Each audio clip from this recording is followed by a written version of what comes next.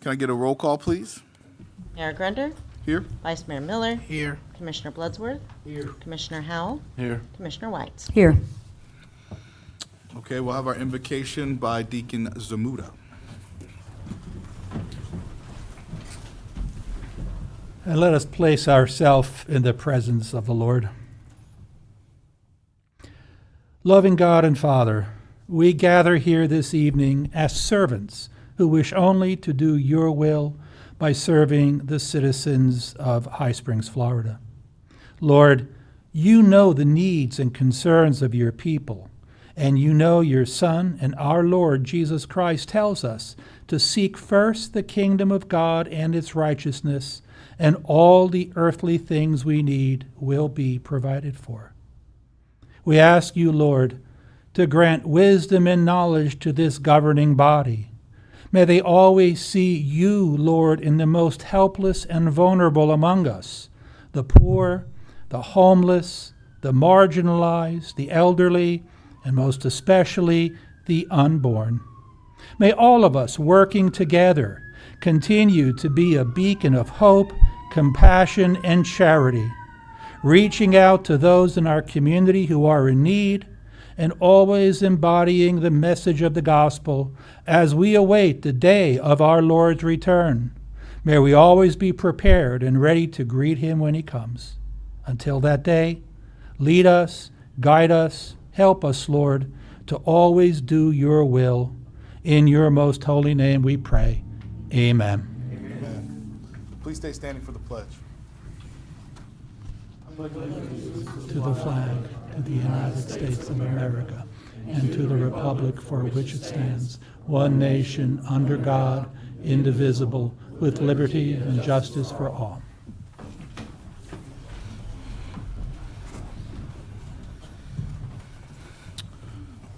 Move on to approval of the consent agenda. Approval of the agenda, I'm sorry. Mr. Mayor, I make a motion we approve the agenda as presented. Second. It's been properly moved and seconded. All those in favor say aye. Aye. All those opposed, same sign. Approval of the consent agenda, minutes of the June 26, 2025 commission meeting, and minutes of the June 26, 2025 budget workshop. I make a motion that we approve the consent agendas for item 1 and 2. Second. It's been properly moved and seconded. All those in favor say aye. Aye. All those opposed, same sign. We have no special presentations tonight. We will move on to unfinished business item 1. Discuss, consider, and act on ordinance 2025-03.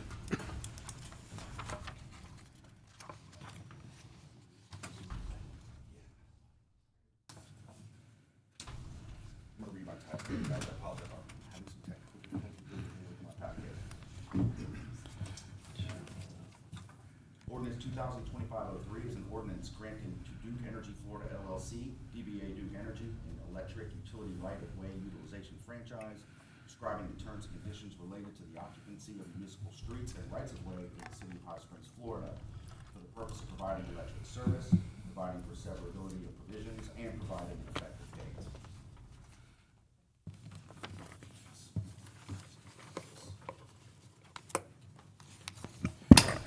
So, Mr. Mayor, you saw this at the last meeting.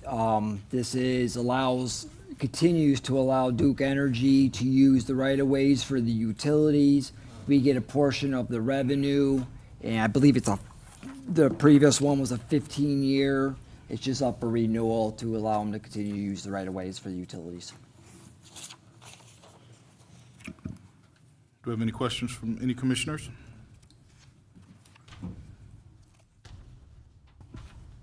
I see none. I will entertain a motion before a public comment. Mr. Mayor, I make a motion that we accept the ordinance as is. Second. It's been properly moved and seconded. Do we have any citizen comment? Hello, I'm Galen Holloway. I am the government relations representative for Duke Energy in this area. Just started a few weeks ago, so you met one of my colleagues, Katie, at the first reading, but just wanted to be here tonight. Thank you for the partnership, put a face to a name, and indicate, I'm excited to begin working with you. And again, thank you for the partnership with Duke Energy. Thank you so much for being here. Absolutely. Have a great day. Okay, it's been properly moved and seconded. Do we have any other citizen comments? Set ordinance, we'll take a roll call vote. Grender, Yes? Vice Mayor Miller, Here. I mean, yes. Commissioner Bloodsworth, Yes. Commissioner Howell, Yes. Commissioner White. Yes.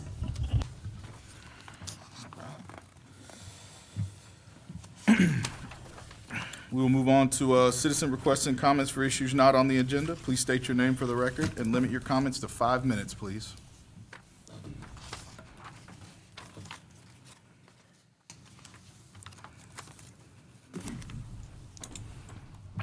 Hi, I'm Don Decker with the High Springs Historical Society, and I just want to make a brief announcement. We're having, starting a summer speaker service, excuse me, summer speaking series. And on August 14th at 6 p.m. at the old schoolhouse right behind here in the Santa Fe room, where we'll have a presenter, Mr. Walsh. He lives here, and his wife in our community, and it will be about the American Civil War. And it will run about 2 hours. We'll have an intermission in the middle, and the thrust of it is the importance of Gettysburg and the war that he'll talk about, and somewhat about Florida being involved with the Civil War as well. So that's it for now. So that's August 14th, 6 p.m. Thank you. Thank you.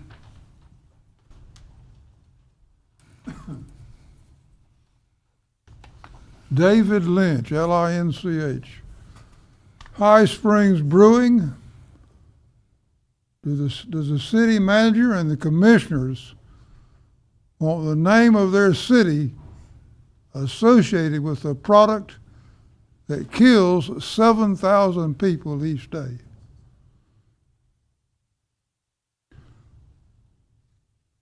I beg the city manager and the city commissioners not to pave over our concrete streets. Moving on to another subject, I suggest that the commissioners should not be so flippant in changing the dates of the meeting. The dates of the meeting should be something that people can depend on. I've showed up here 2 or 3 times and found that there was no meeting. The date had been changed and I didn't know about it.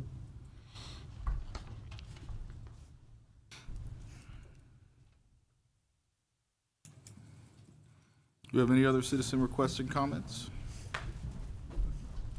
Oh, sorry. Sorry, I just ran up the stairs. I'm out of breath. I am John Millay. I am one of the guys that is doing the Serendipity Soda Shop in town. And in researching marketing and billboard advertising for the business that we're opening, I came across a grant that I think that we could qualify for. Sorry, I'm nervous. Essentially, we can pull money from the Arts Foundation in Alachua County by applying for a specific grant that can be used for billboard advertising. What we're proposing is to get a billboard on Interstate 75. The grant that we can apply for is $5,000 if it's applied for through a municipality. If it's applied through a nonprofit, it is $3,000. So what we're hoping we can do is combine the business owners in the Downtown Historic District with the proceeds from this grant to do a billboard on Interstate 75. The way it would work is either the city would apply for the grant or the CRA could apply for the grant. They would be the ones to manage it.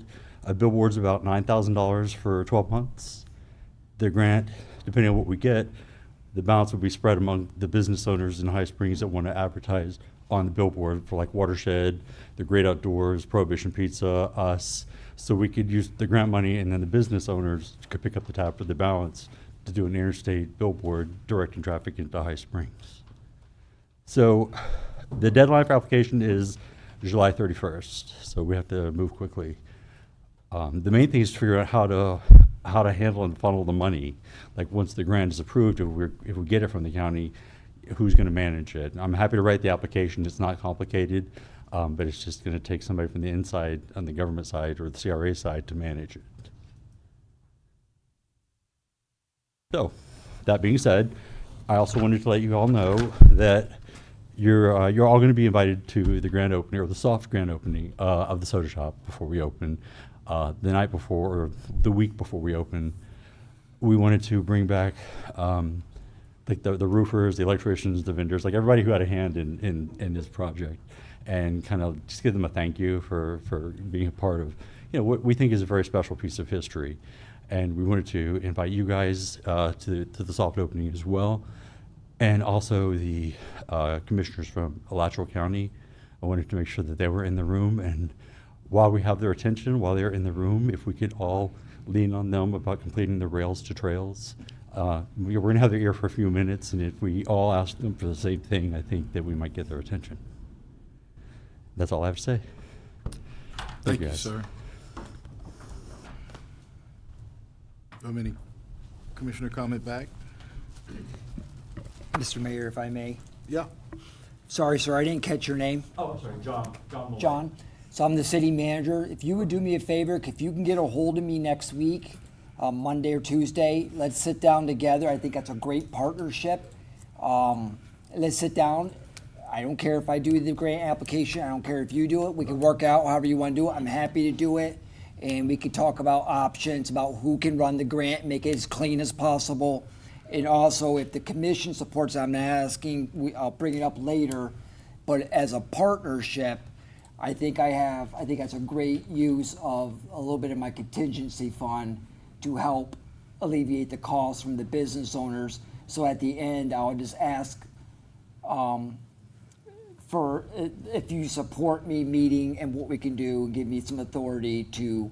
I think that's a great idea. The billboard, it's not that much money, and I think it's a great partnership idea. Well, so we can lean into the wall murals that were done here, because it's art funding. So by leaning into the wall murals, is kind of a, you know, take a walk, see our artwork, and dine in our nice local restaurants. It's kind of an arts and culture, a food and culture thing that I think the county would be receptive. Great. Let's get together next week and we can discuss it. Okay.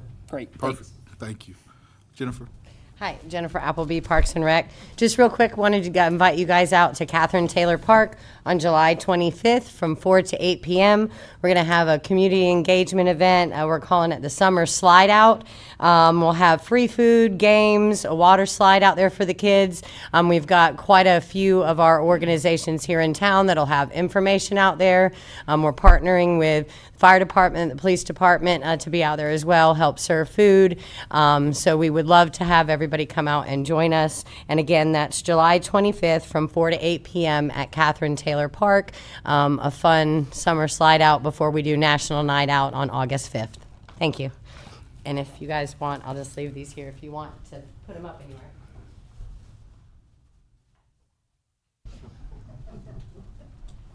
Also, one other thing I wanted to thank the CRA. No, sir. I'm sorry, your time's up. We got the signs on the building. I don't know if you guys have seen them, but the CRA. Sir, like, I'm sorry, I gotta cut you off. You're out of turn right now. Oh, I'm sorry, it's okay. I'm sorry, it's nothing personal, it's just out of turn. We got a way, we gotta do it. Any other citizen requests and comments? Hello, I'm Jeremy LaCourte from Lake Mary, Florida, spelled the same way as Mr. Marshall. Here, Jeremy, Jeremy. I work for Preferred Governmental Insurance Trust, and I just want to stop by and let you guys know about us. You know, we do property line, GL, workers' comp for government entities. It's close to renewal time, and we'd love for you guys to take a look at Preferred. You're actually members with us for about 10 years, and then you've been gone 10 years, so I was kind of hoping maybe you'd want to come back to the Preferred family. Since you've left, we have 400 members now, and we've been busy. We offer monthly webinars presented to all of our members, with experts from around the country. Along with the webinars, we do a free member education day. We had 200 people in attendance for all of our members this year. It's free breakfast, free lunch, and we fly in these presenters from across the country to give pertinent information to all of our members. And I like to mention that disaster recovery for us has been on the forefront. I know that's on the minds of everybody when it comes to insurance. We have a great program called Preferred Priority, and it gets going once the storm gets coming. We set our disaster recovery teams on both sides of the cone. We have pre-authorization forms, and when it hits and it's time to recover, we are there and we're very quick about it. That's our preferred priority. So I just want to stop by and say hello and maybe see if you guys would want to consider coming back. We haven't looked at it in a long time, so that's usually when we can provide the best value. You may be happy where you are, but we'd love to have a look and see if we can save you some money. And if in the end you decide to stay where you are, then you get to tell the people of High Springs that, you know, you like where you are, but at least you looked around. So you get to be the hero either way. I'm going to leave some cards here, and feel free to reach out to me if you have any questions. I'll probably send a couple of you guys an email if that's okay. Absolutely. And no pressure. We'd just love to talk to you. Thank you, sir.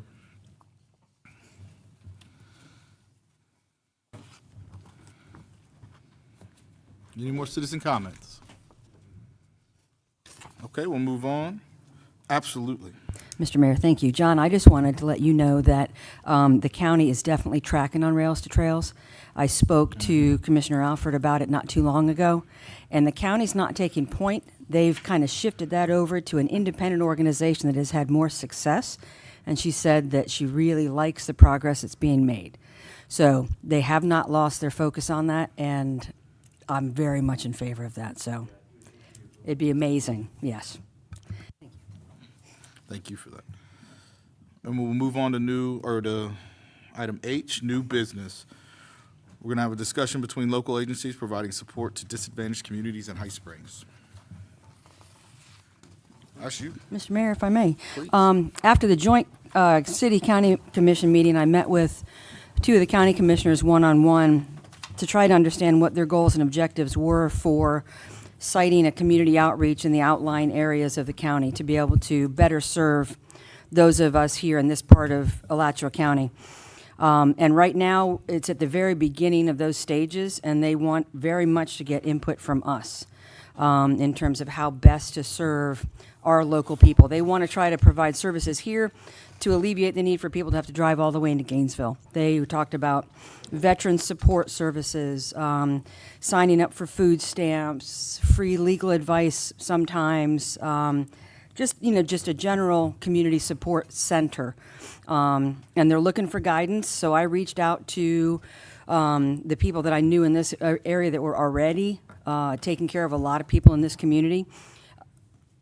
Miss James, who does the Wednesday food giveaway, was going to come, and then she texted me this morning that she could not be here. But I know we've got members from the St. Madeline's Community Outreach here, and Pastor Joy is here. I don't know if we have anybody from Elder Options or not, because Christina was on vacation. But this is just the very beginning of that conversation. And in terms of the overall direction, that's where we'd like to get some input from the community. So if anybody from St. Madeline's would like to present what they do, how they do it, Pastor Joy could present what he's doing, how he's doing it. The county wants a one-stop shop. They want somewhere where they could go to help the most people the most effectively. So. I think a lot of you know me, Deacon Henry's moved from St. Madeline. Our pastor, Father Sebastian George, could not be Please here this step up evening. to the mic. Our pastor, Father Sebastian George, could not be here this evening. He had another commitment out of town. St. Madeline's operates the St. Madeline Community Outreach right across from behind the Ace Hardware in downtown. There's a picture of the building, a city-provided building. We have a few we've been doing this for 12 years now, a very, in a certain sense, for our community, a large operation serving a lot of people. We have several representatives with us tonight. We have Belle Diefendorfer somewhere. Belle is there. She is. She is the director of community outreach. So she is the boots on the ground. We also have a couple of our board members, Dick Williams, George Mortensen, and Steve Conkey is an attorney who helps us out. I'm going to turn things over to Dick Williams, who I think is going to do most of this presentation. I think you all have a handout which gives a one-page summary bulleted of, and if we have more copies, I believe, if anyone else needs a copy, of the things we provide in a very concise way, and indicates as well how much more we could do with some additional resources and what our vision is for the future. So let me turn it over now to Dick Williams. Dick, will you please come forward, and I'll sit down and listen.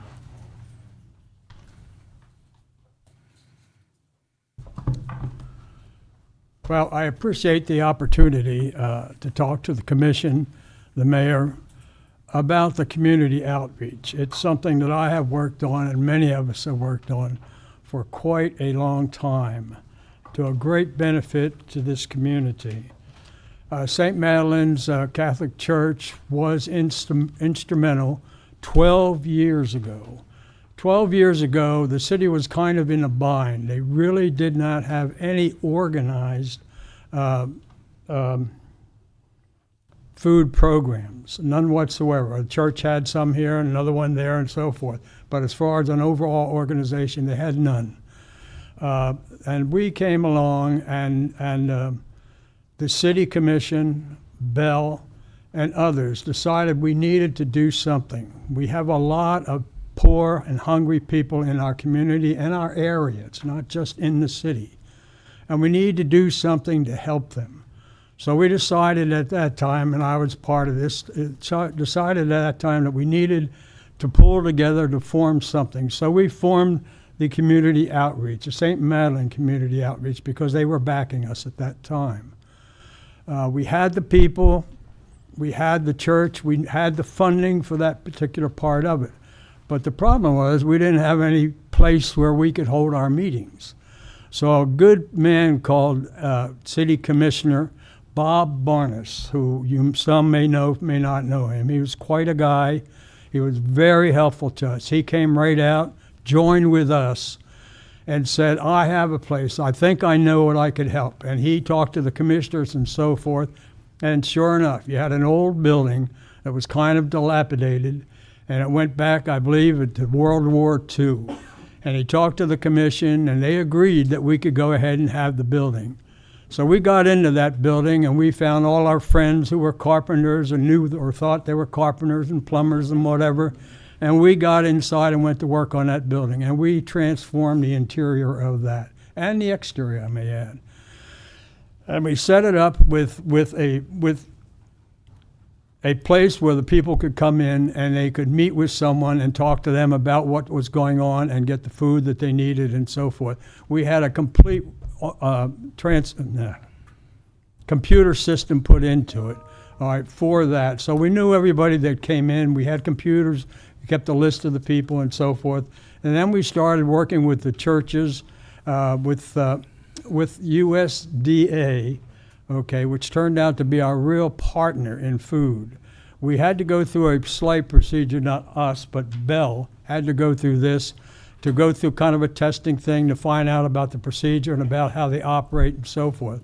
And from that, they came into the building and inspected it to make sure it meet the criteria that they had to have if we were going to store food in the building. We got ourselves a huge walk-in freezer to put the food in that. So we had all of this. And then over the years, over these 12 years, we have been operating St. Madeline's Community Outreach. And we have done it without really any financial assistance from anybody else. We've done it by the parishioners in our church, by good people who just contributed, by others who had the money and made large donations. They did that, and to this day, we have not had to take money from anyone else. Or we don't owe anyone else, let me put it that way. But things have changed. First off, let me talk. I mentioned the food and so forth. And we get the food from USDA as our primary food, okay?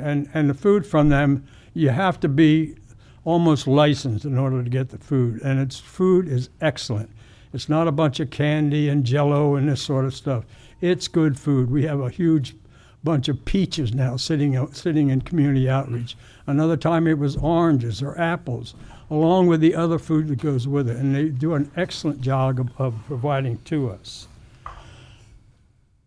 But getting down to the nitty-gritty, we understand what probably brings people out is that there's going to be this joint effort. And we're not opposed by any means to a joint effort. We'll work with anyone who wants to work with us. If we're doing that, we have the same cause, and that is to help feed the poor people of our community. If you're doing that, we'll join with you anywhere and any time. But another draw, I guess, to this meeting was the fact that there may be some money available. And although we are pretty much on our own, we do now have problems and money that we're going to need. The building that we're in goes back, I believe, to the World War II. It's an old building. It's a solid building. But sure enough, there's wood that's going bad and it needs attention and so forth. The porches are at the point that we could fix the porches. But again, this takes money to do that. Paving a very small area behind where the forklifts pull in with the pallets of food, they could pull up a little further and save us a lot more work. This is something that we would look forward to. If there's money available, we would be very interested in working to get that money. And to give you an idea, when we're talking about the people in our community who are hungry, they're not just a few people. A month ago, we got enough food, excuse me, from USDA that we package and put out and so forth to feed 600 families. 600 families. That's 1,700 individuals, and we put out 2,300 bags of groceries. That's 1 month. And that's been going on for 12 years. We have a staff in there. Most of them have been there for 12 years. They know how to deal with people. They know what it's all about. They're experts at it. They know how to run the community outreach under Bell's direction. So we have that. We're not amateurs. We know what's going on. And we are a community outreach. It's not something new to High Springs. We've been here for 12 years. And we'd like to be here for a lot longer. So again, I look for the opportunity of working with you and with others, and we're happy to work with other people. Thank you. Thank you, sir. Thank you. We are open 5 days a week from 9 to 4. 9 to 1. May I address the council? My name is Stephen Conkey. I received a very kind introduction by Deacon Henry. I just wanted to clarify, as Mr. Robinson would not understand, yes, I am an attorney in Mississippi, not Florida. And I do assist the church as a lector, as a parishioner, as a parish member, things of that nature. But would only render them legal advice were they in the state of Mississippi. Thank you.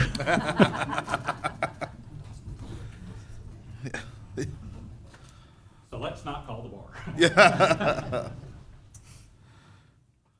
Pastor Joy, would you like to talk about your setup?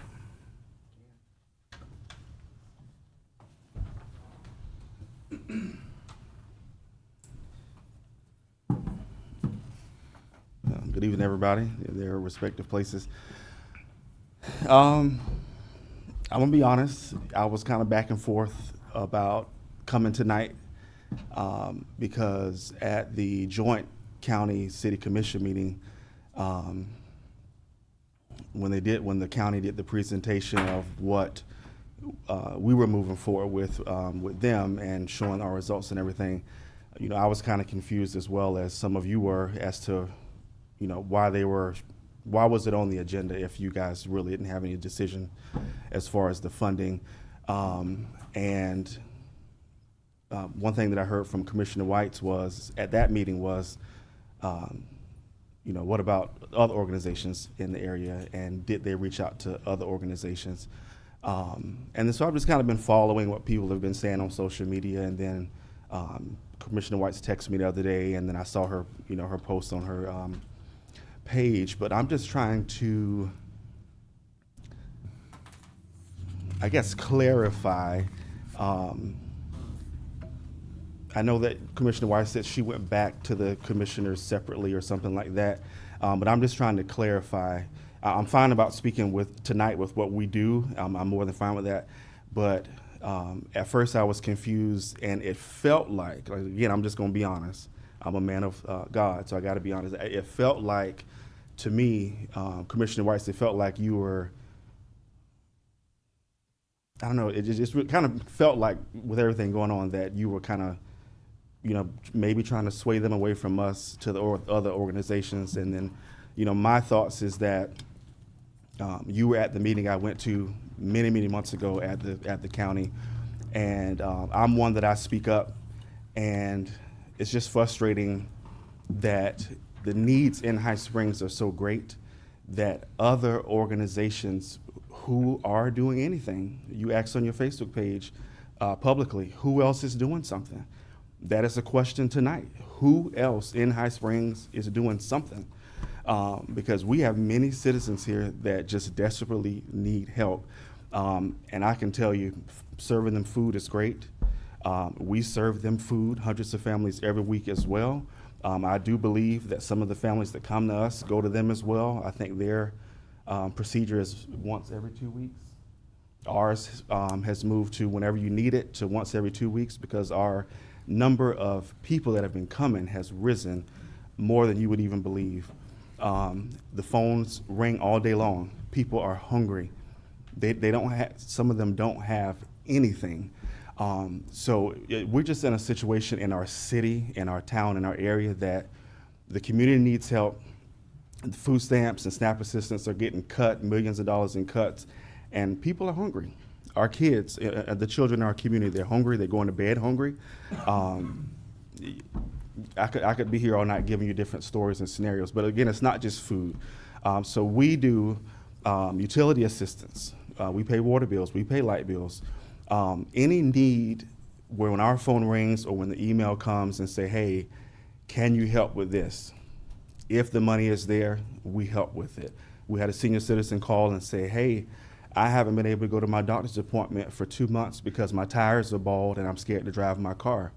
I said, ma'am, what size tires do you have? She told me. I called Barbara's. He had what she needed. We covered it the next day and had it taken care of. Just one example. We pay mortgage and rent, emergency situations, but again, it's all about what funding is available. And I do want to add that unlike some other organizations, we don't have hundreds of tithing, donating, contributing members that fund what we do. What we do have is our small preschool that after we pay staff, after we pay insurance and mortgage and rent and lights and all of our bills, every week and every 2 weeks, every month, we sit down and say, okay, what's left? Because the preschool is a non-for-profit and it's a ministry of the church, not its own entity. So that is what's funding what we do, and it varies from month to month. My goal in going to the county, even talked to them today and yesterday, and we'll talk to them again tomorrow until we get the results that we want to see, is simply help for High Springs. God is my witness. If they decide they're not going to give us funding, that's fine with me. If they decide they're going to give it to another organization, that's fine with me as well.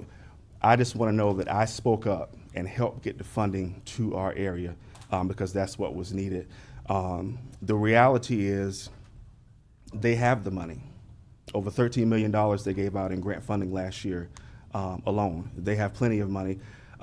At a previous meeting with the county, Commissioner Cornell made the motion that every organization that was on the list at the meeting I was at, ours was included. He made a quick motion and said, hey, we should give every organization $200,000 to $250,000. And it was 13 organizations, I believe. And every organization that was on that list was because I spoke up and initiated them saying, hey, our smaller communities need help. And then the other commissioners came back and said, we need to add some more stipulations to that. So then he amended the motion to say, let's direct staff to work with these 13 organizations, find out their budget, find out what their needs are, because the truth was, everybody may not need that $200,000 to $250,000. Some may need more than that. Some may need less than that. But we're doing everything that they ask us to do.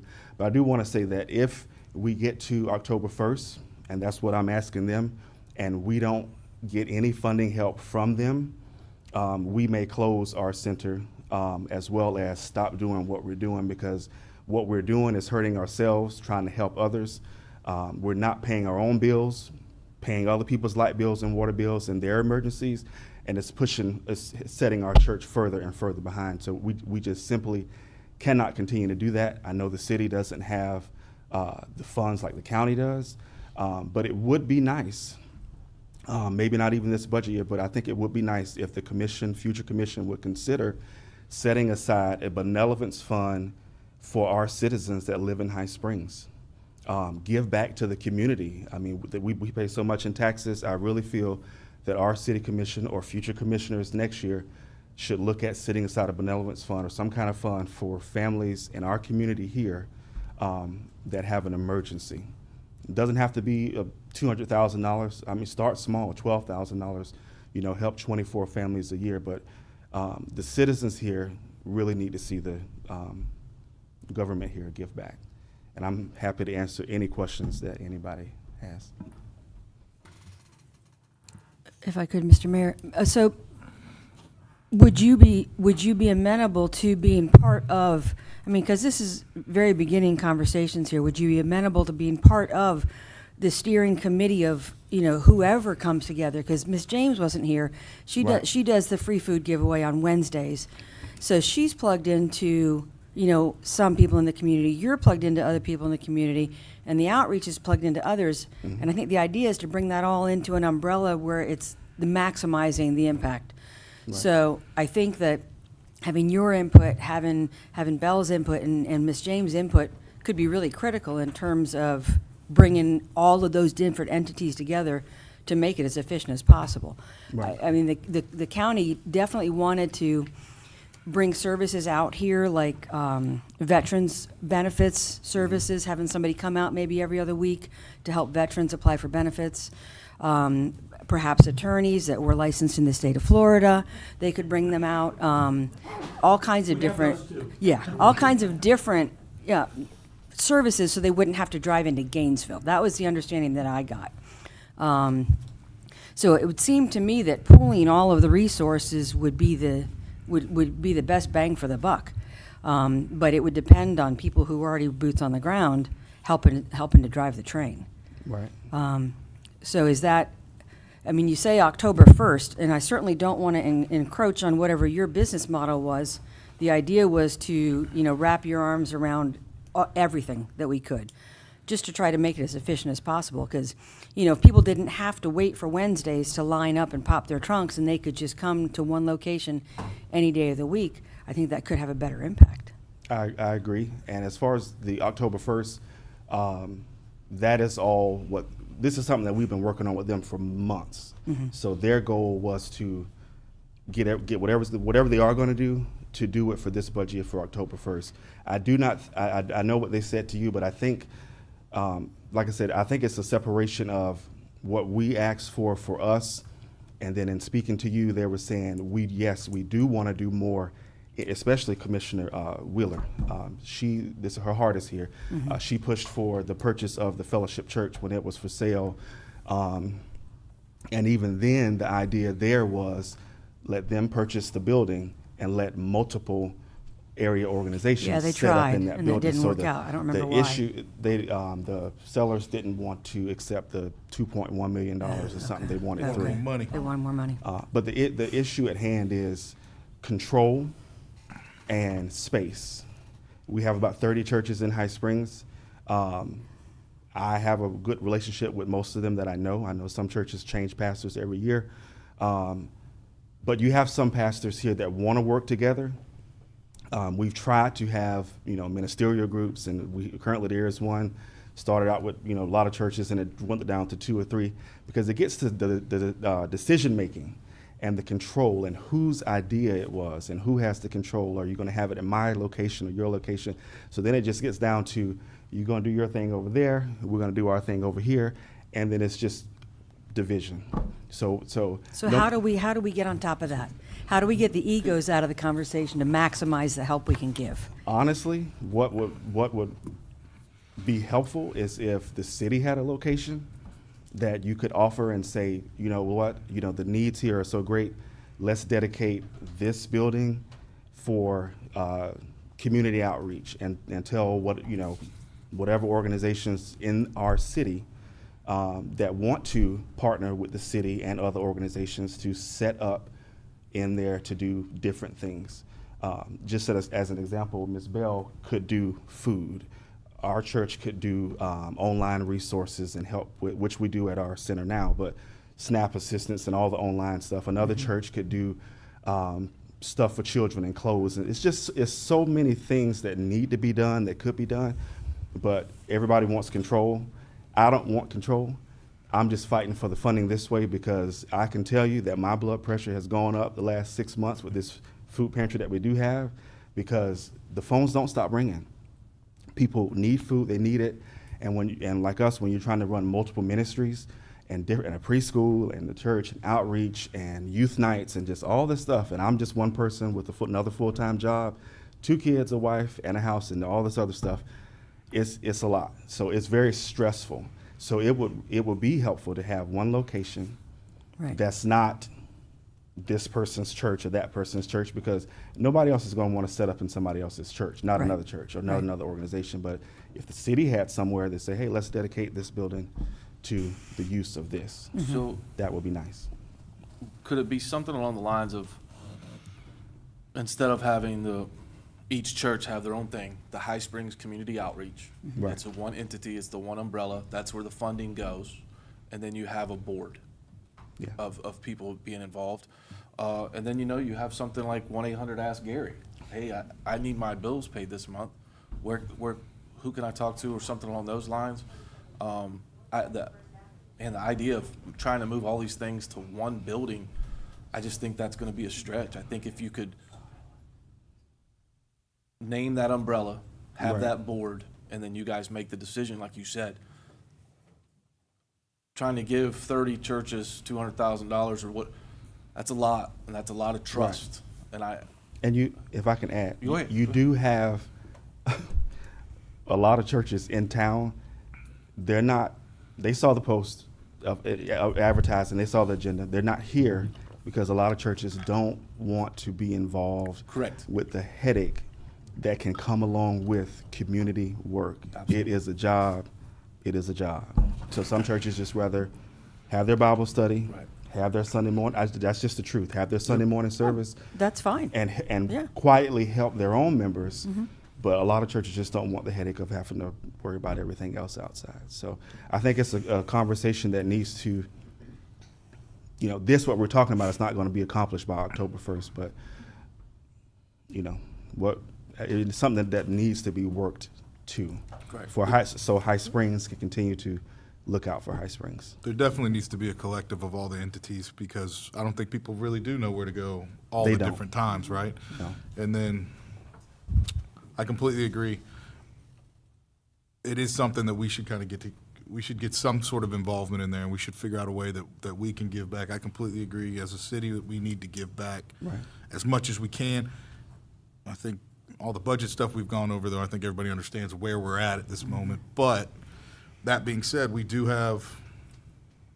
got some space. We don't have all the space. We got some space. We don't have a lot, though. And I think we could work together and come up with something. But I love the idea of a board and kind of get a lot of the figureheads that have been working together for so long and kind of give relief to everybody. I just don't know where we start with that.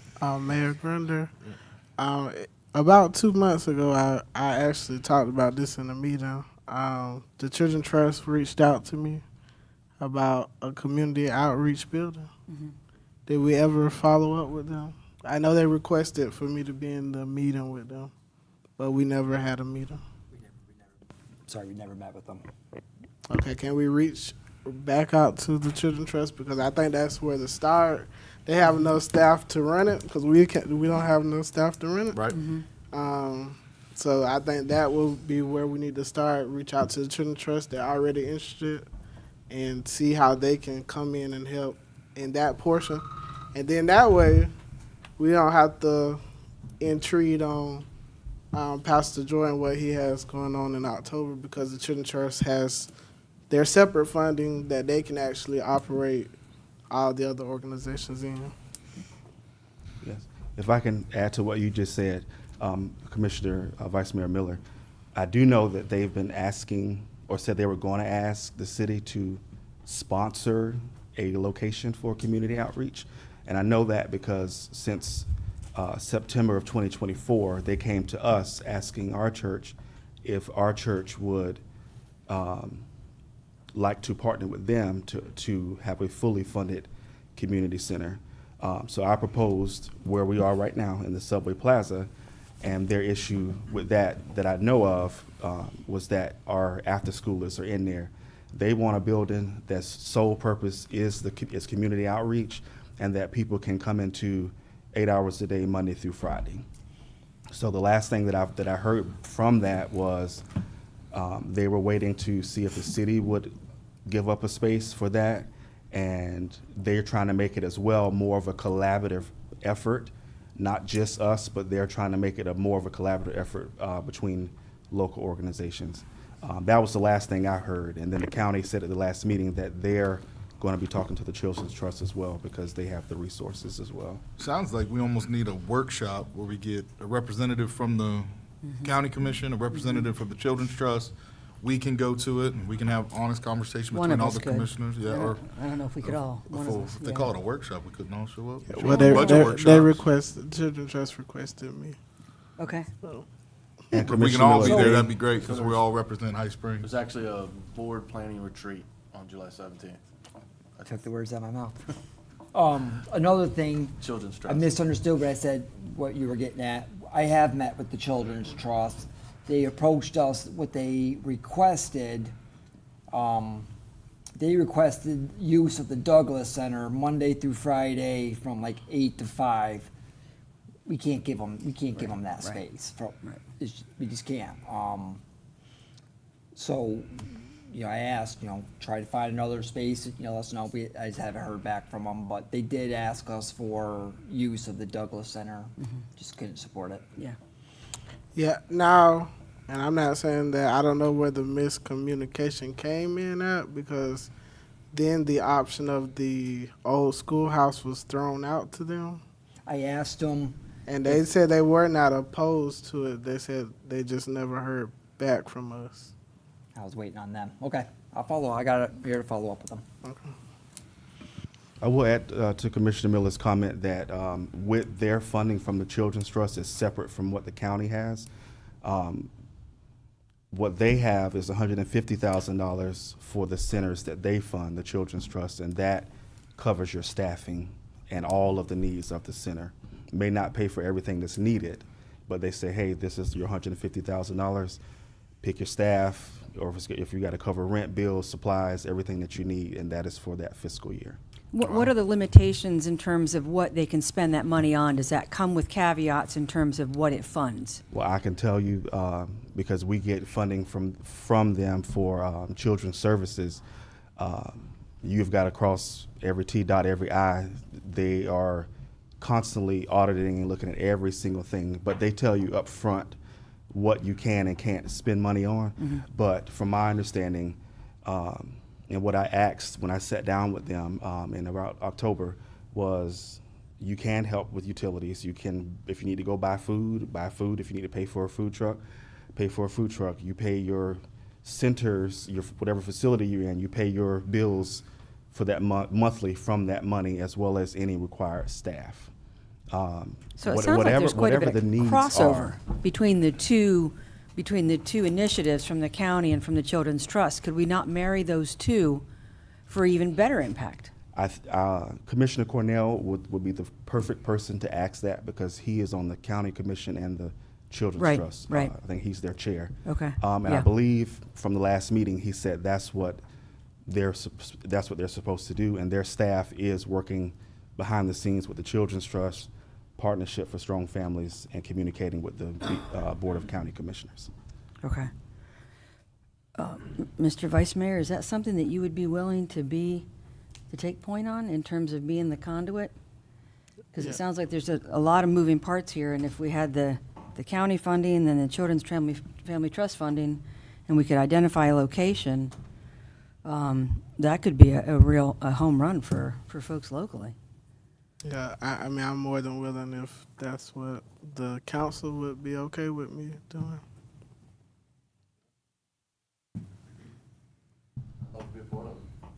Second.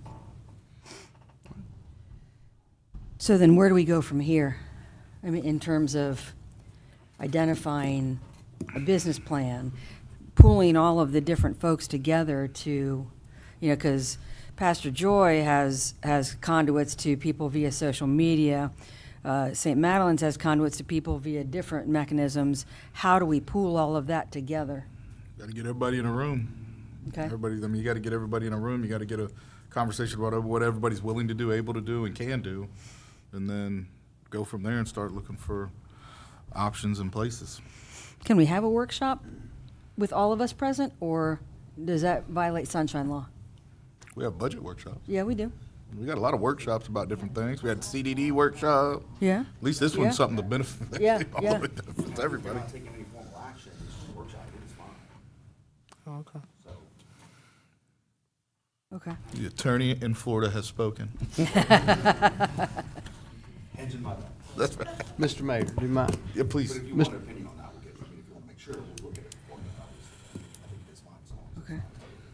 How big a facility, would anybody have any idea of facility size we would need? Is the rooms at the old schoolhouse, is that big enough to do what needs to be done? Are we looking at size of civic center, size-wise? I would say, what room is that you guys were having service? Santa Fe room. I would say the Santa Fe room is adequate. Because if you visit some of the other centers that Partnership for Strong Family has in the area, one of their centers is smaller than that. Because the truth is, 90% of what you're going to be doing with funding is helping families financially. The food is just a much smaller part of it. People's lights are off, their water's off, they're getting evicted. And that's coming from Partnership, that 90% of what you'll do is financial support for the community that needs it. And that most of that can really be done on a phone call, to be honest. So the food, if we talk about bringing all this together in one location, does that mean the food would be worked out of the same location? It should be. Okay.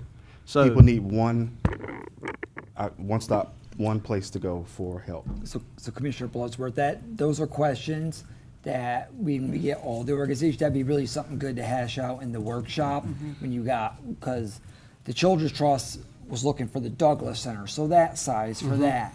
But if you're bringing in all these organizations, St. Madeline's, Deeper Purpose, and 30 churches or whatever, you're gonna need a bigger space than the Douglas Center anyways. So,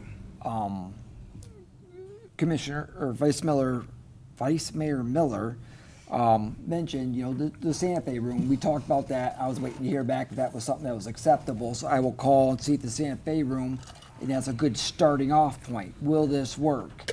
And that's something you can discuss during the workshop, is how much space do we need? Can we make it work in the Santa Fe room?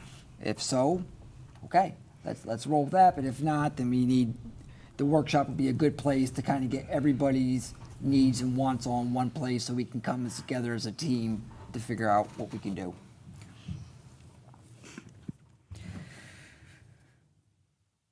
So, do we need to make a motion on direction of you speaking to the Children's Trust? There are other outreaches that I would like to let you all know about. So you mentioned Elder Options. Right. Or Elder Care, rather. It's UF Health Elder Care. So Monday through Friday from 9:30 to 12:30. They do hot meals for seniors 60 and plus at the Civic Center, and then they also play bingo there too. So communication and outreach on their behalf needs to be greater, because probably not a lot of people know about that. They used to have quite a large attendance, but after 2020 it dropped off, and I think so did their communication to the public. So I just wanted to let y'all know as well that there is that resource, and it's hot meals, Meals on Wheels. And then they also offer, Elder Care will deliver Meals on Wheels to those members in the community that are elderly and cannot get to these particular outreach places. So I just wanted to, y'all were mentioning all the different organizations. That is one here too that operates in High Springs. We've got a resident in High Springs that works for Elder Care, and I reached out to her, and she's on vacation, unfortunately, this week. So absolutely, that would be wonderful. Definitely get them at the table Yeah. too. And there are other rooms, just throwing this out there, don't get mad at me, Jeremy, in the old school community center that could really do a renovation. If we found money from elsewhere, we would have a lot more space at that particular location. So. Okay. Let me give my opinion on this. I agree with Jennifer. I like the direction. This is a great idea for that Santa Fe room. I really do. As we mentioned before, what are we going to do with that? Are we going to remodel it? Who's going to use it? You know, are we going to let somebody borrow it for $10 a month or whatnot? If you're looking for a true partnership, which would increase the county's buy-in, it would likely increase their buy-in. During the workshop, I think the Santa Fe room could meet the needs, and as a partnership, we can look at how much it would cost to make it suitable, because it's going to get beat up 5 days a week, all day long. It's going to get beat up, but let's make it presentable. And if if the group comes through with the Santa Fe room, I think it would be. I don't get to make this decision. You guys will. I think that'd be a great partnership. That's a great use of that room. Put a little. The city. We could put in something. Diane will find the money. Don't worry about it. But that's a great stop. But I don't know if it's going to meet the needs. So that's why that workshop is a good idea. And if Commissioner or Vice Mayor, I don't know what's with me today. I apologize.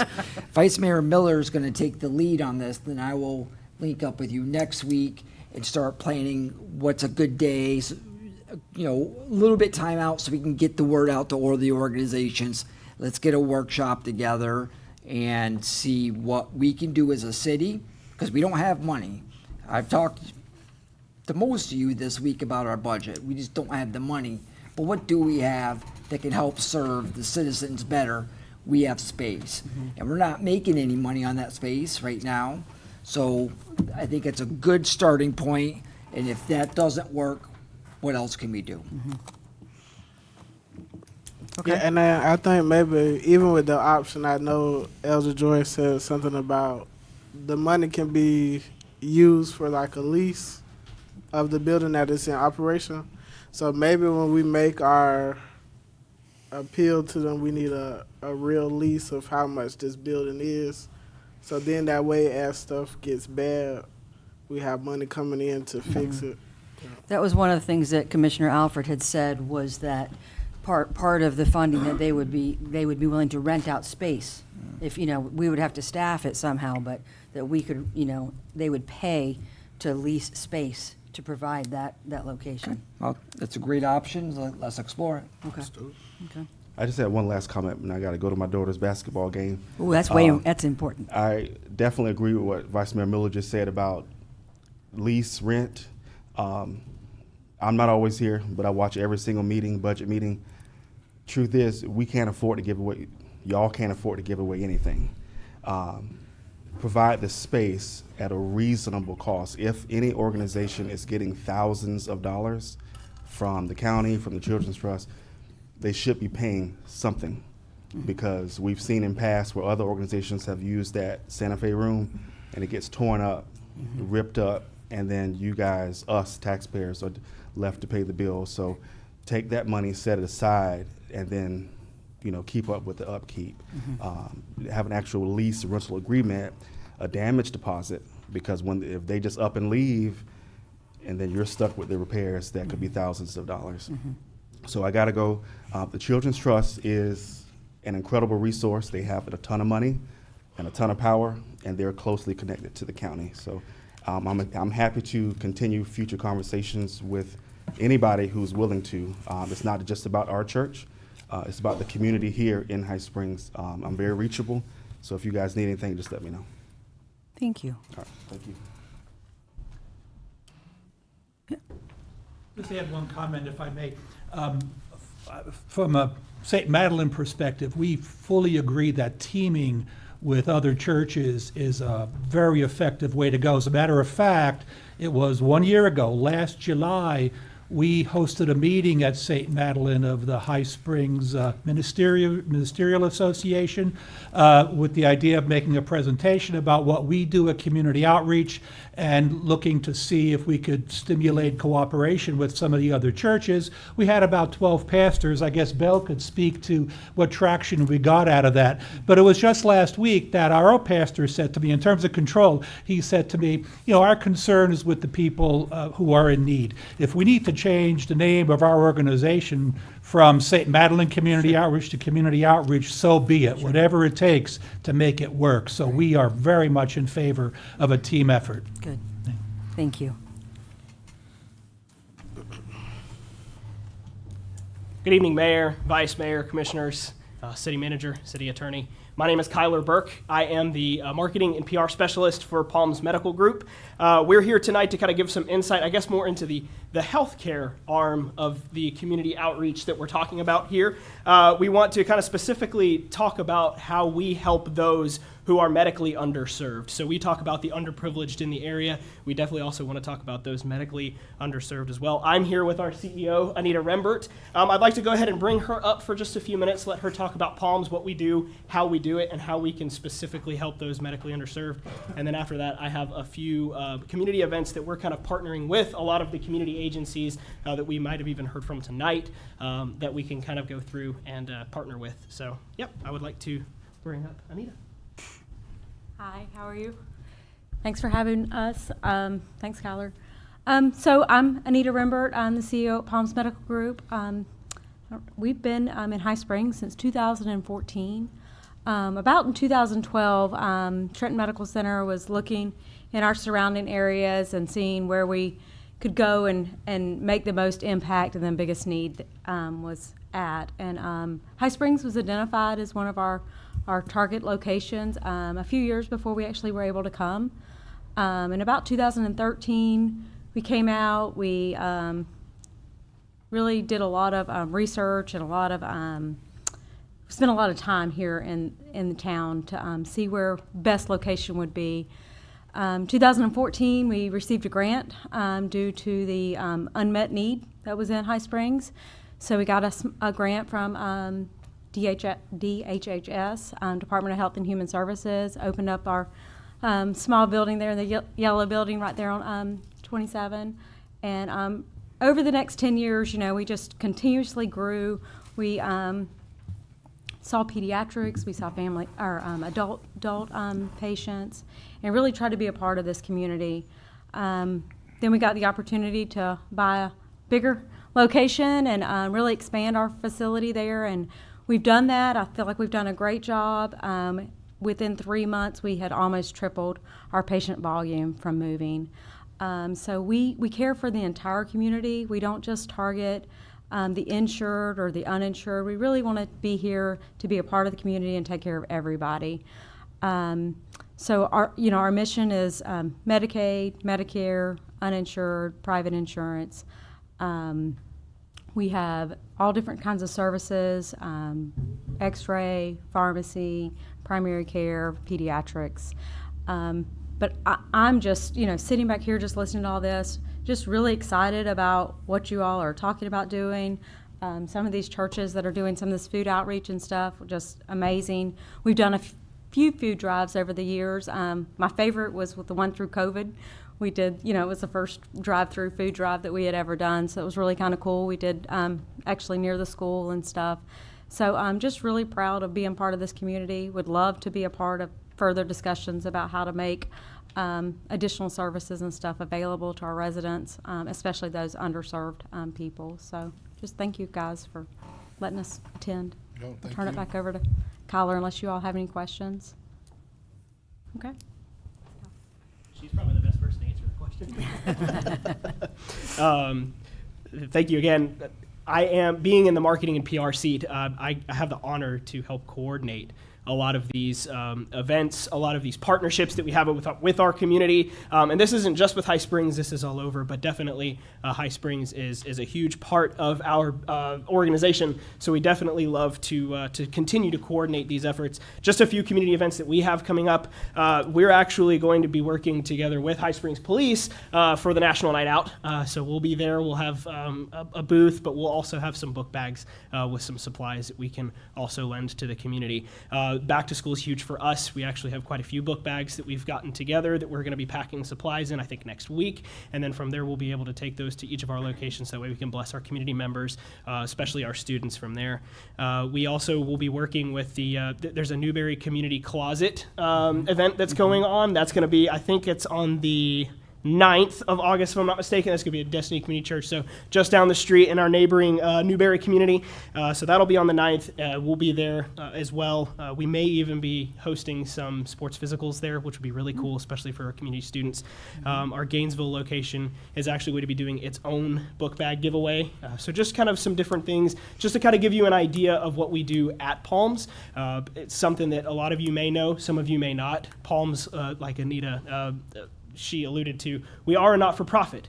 So we're not bound by, like I said, profit. We're bound by our mission. Our mission is to enhance the health and well-being of our communities. This conversation is wonderful. We would love to continue to be a part of this conversation, especially as either a board or some type of entity, some type of organization comes together.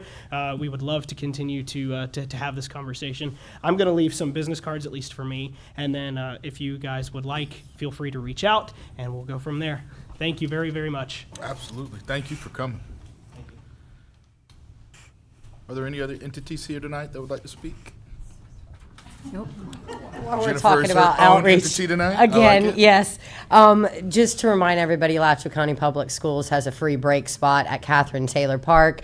It ends on July 25th, and it is Mondays and Wednesdays from 10:30 to 11:15, serving children 18 and under. So there's a drive-through there. So again, just trying to get all the things that High Springs actually currently offers, so y'all can keep that in mind when you develop whatever you are.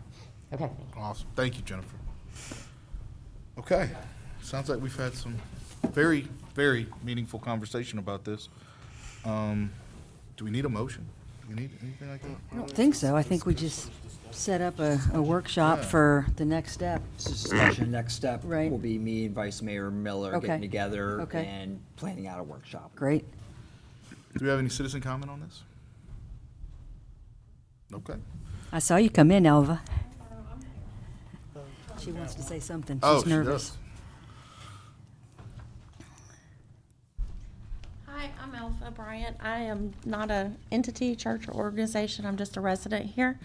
I had just looked on some information online, and then I stumbled across this meeting through a conversation with Catherine, and it caught my attention because I care a lot. I love our town, and anything that we do to make it better and come together and work together, I very much want to be a part of. So my attendance here tonight is really mainly just to listen. But I did share some ideas with Catherine that I thought I'd share with y'all real quick. People normally don't just have a financial or physical need, they have other needs as well. They may not always realize what those needs are, which is why it's so critical to have everybody from all spectrums partnering together. If this is something that everybody wants to do, I would love to be a part of it moving forward. And I'm not much of a public speaker, but Catherine told me to get up here. Some ideas that I had bounced off of her was it would be great to have somebody whose expertise is in financial planning and budgeting to work with somebody. Also, maybe somebody who's writing resume expertise. Promote to employers in the area who are looking to hire that this would be a great place. Find out from the library and the schools in the area what public classes they have. I don't even know if we have them. And then if there's people within the community that have a special trade or a talent that they would like to lend to these people that would come just to help people, give them a hand up, not necessarily just a handout.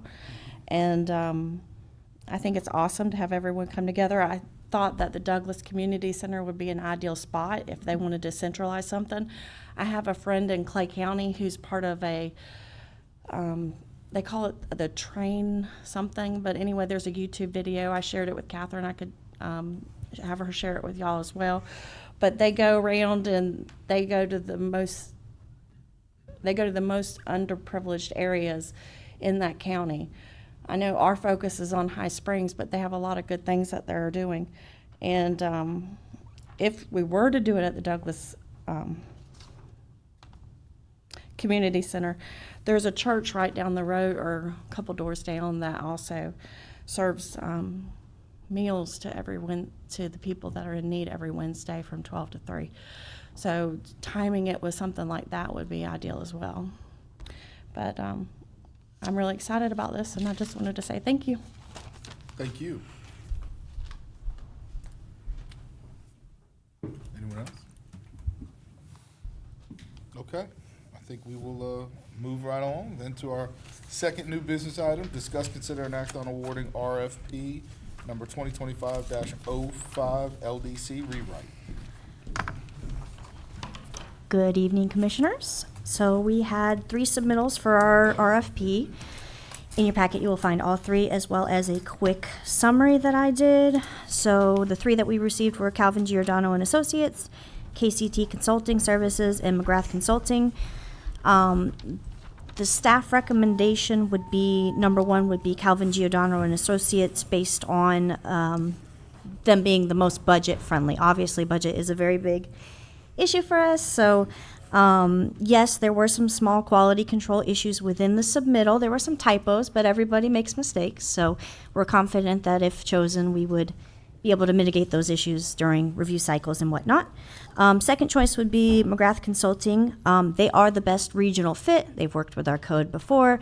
They did our comprehensive plan. They know the issues with our code, but they were much more expensive than the others. So you did allocate ARPA funds. We do have the funds available. You allocated $180,000. So any of the 3 choices that you made would be covered. It's just if you went with the lower choice for budget reasons, you would have those remaining ARPA funds to put towards any other projects. And we have an abundance of projects, not an abundance of money. So KCT Consulting was also a good choice. It's just they were a smaller team. We were worried whether we would have enough experience with them. But all three submittals to us were good choices. There's no bad choice between these 3, but this is how we've ranked them 1, 2, 3. So if you have any questions, I know at least one of the entities is here tonight. I don't know if all 3 are or not. But if you have any questions, let me know. I know one, I was shocked to see the range. Yes. That threw me off because normally they're at least somewhat close, or at least there's might be 2 that are a little high, 1 that's low, but this was literally spread out all throughout it, and the one it sounds like we really want is also triple or more of the price of the other one. Yes. Do we have any idea why? I What am the range is? not sure why the range is as such. I know that they put a lot of work into choosing those. They look at their staff time and what it's going to take to do the research and the different things that are part of their scope of work. So, you'd really have to specifically ask them why they chose those amounts. I'm not 100% sure, but sometimes you get what you pay for. But also, you don't want to bankrupt the city, so I understand. I will tell you, I was a little concerned with the typos and whatnot that we had talked about that were in there, strictly because I'll just say it. You're going to be the cheapest, and you're going to also give us a less than product. I have a problem with that, and so that draws concern to my. It kind of told me that maybe you don't take this very serious or take our city very seriously. So that draws concern for me.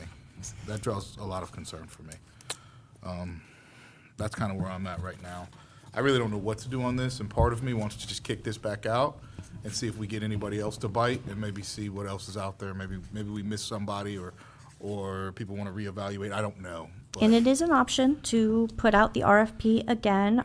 Basically, what you would be losing is time, so we would have to advertise it for a certain amount of time. You also run the risk of maybe they don't want to apply again, but that is an option. Right. So you will lose time, but an LDC rewrite is a marathon, not a sprint. Yes. I'm estimating, you have one of the applicants or one of the respondents here.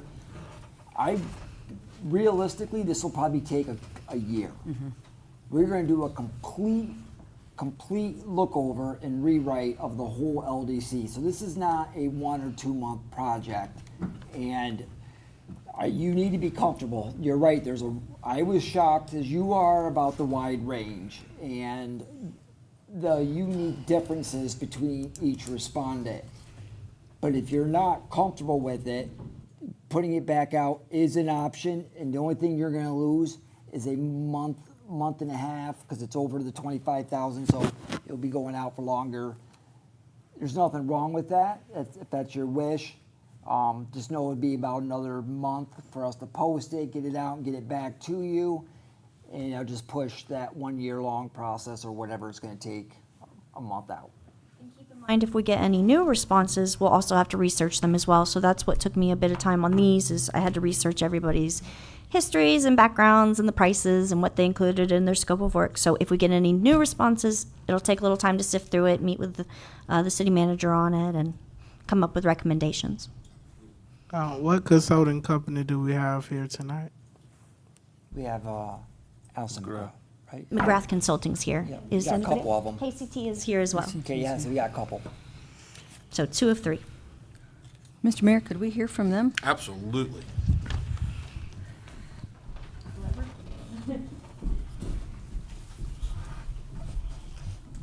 Hello. I'm kind of short, so let me get this. There we go. So my name's Kelly Turner. I'm the principal at KCT Consulting Services. I did submit a packet here, and I am very pleased to be able to stand before you and answer any questions. One of the questions I had, I Googled you all before the meeting, and they were saying your company is very known for hiring inexperienced people. Like normally you all hire, like it's a great company for, like if you're trying to start up and get your foot in. Well, I would say that I am certified. I'm AICP certified. I've been in this business for over 10 years. I do have an intern under me, but he is learning, so he's not going to be involved in the, jumping into the LDC rewrite. He's just kind of watching what I'm doing and trying to figure things out as he's an intern, but he honestly wants to be an engineer. So I have him with me for now, but I don't think I'll have him with me forever. So then it would be you doing all of the work? Yes, ma'am. One person, that's a lot. It is a lot of work, but I did go through it, and I do believe that I am capable to do it. I did head an LDC rewrite for a city that I worked for. I did all the coordination. I went through the whole entire code myself and did red lines for the entire code. I made sure that all of our meeting requirements were met and pretty much did 4 people's jobs at the same time while only getting paid for mine.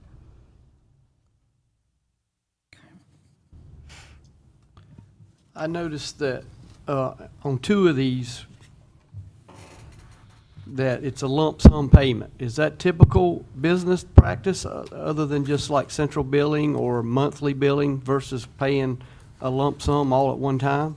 Mine is monthly billing, so it would be for 12 months, 12 equal payments. As I am working, you won't be paying me all up front and then I start work. So you'd be paying me monthly if I was chosen.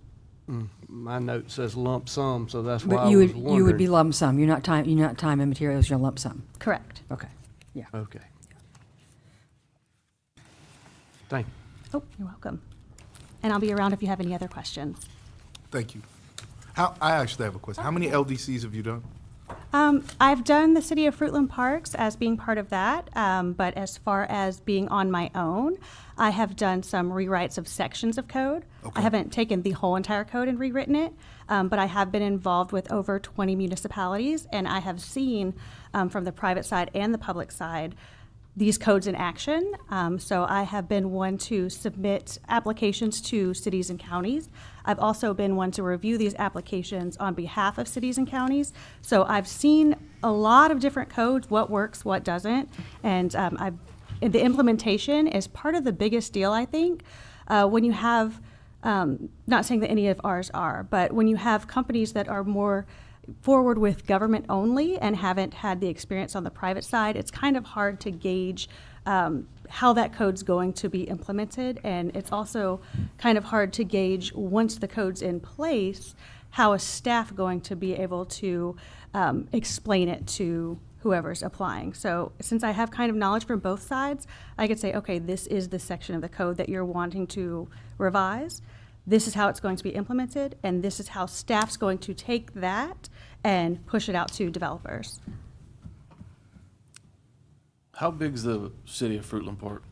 When I first started working there, there was about 3,000 people, and then it ended up doubling during the time that I was there. I was there for about 6 years.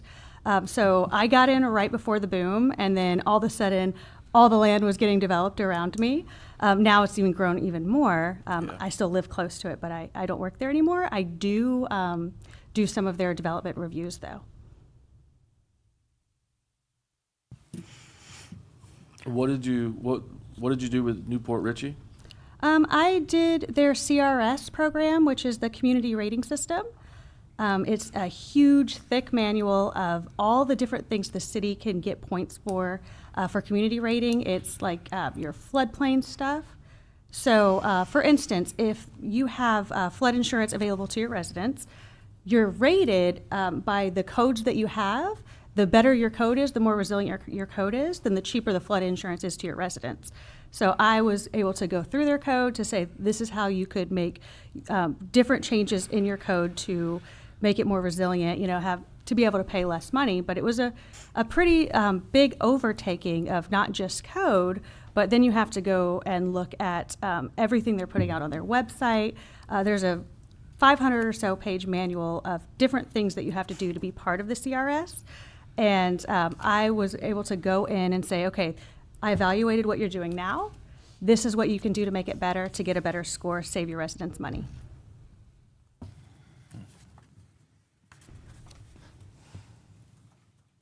Thank you. You're welcome.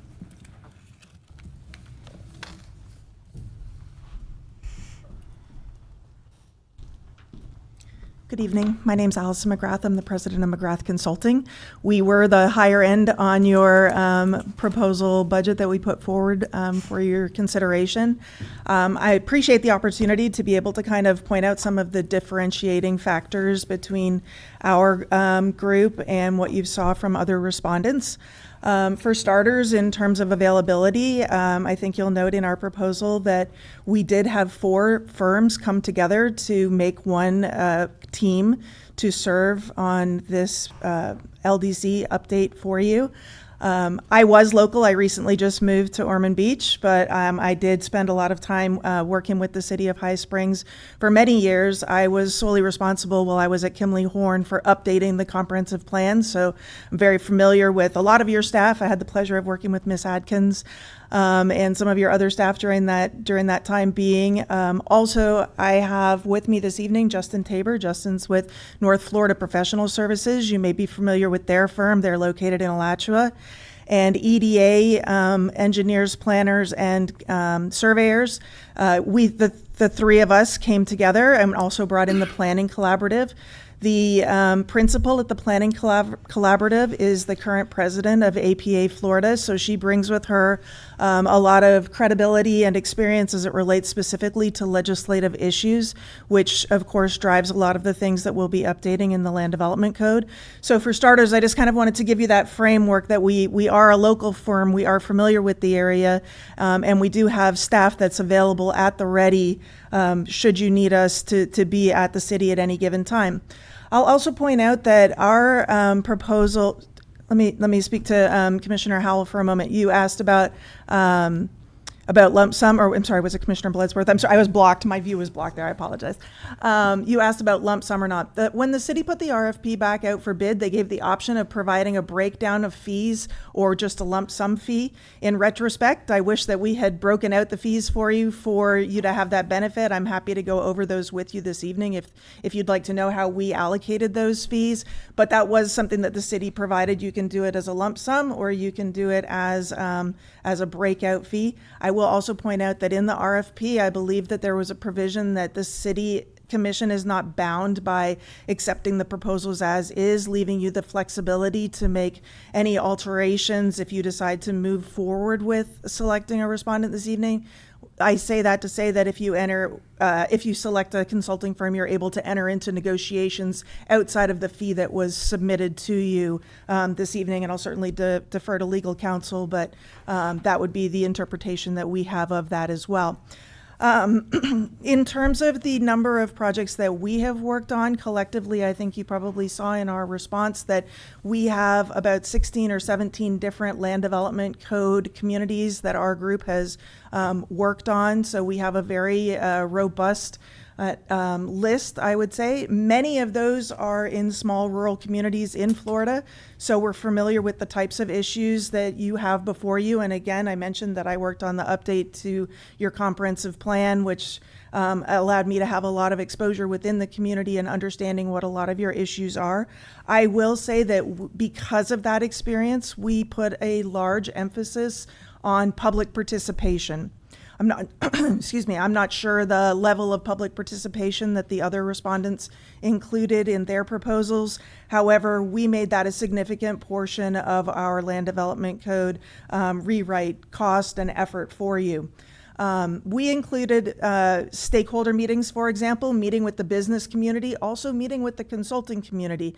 Like Ms. Turner, I've also worked in the public sector, as has Justin and many of the other members on our collective team.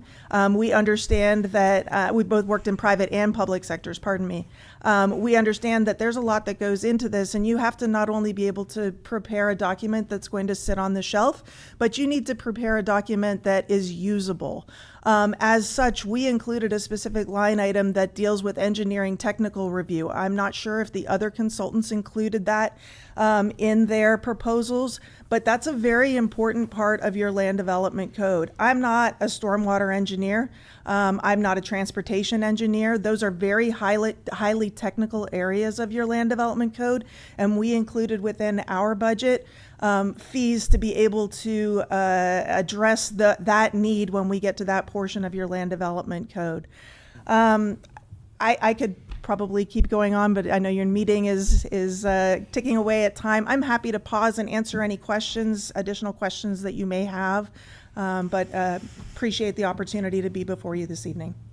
How many members of your staff will be working on the LDC?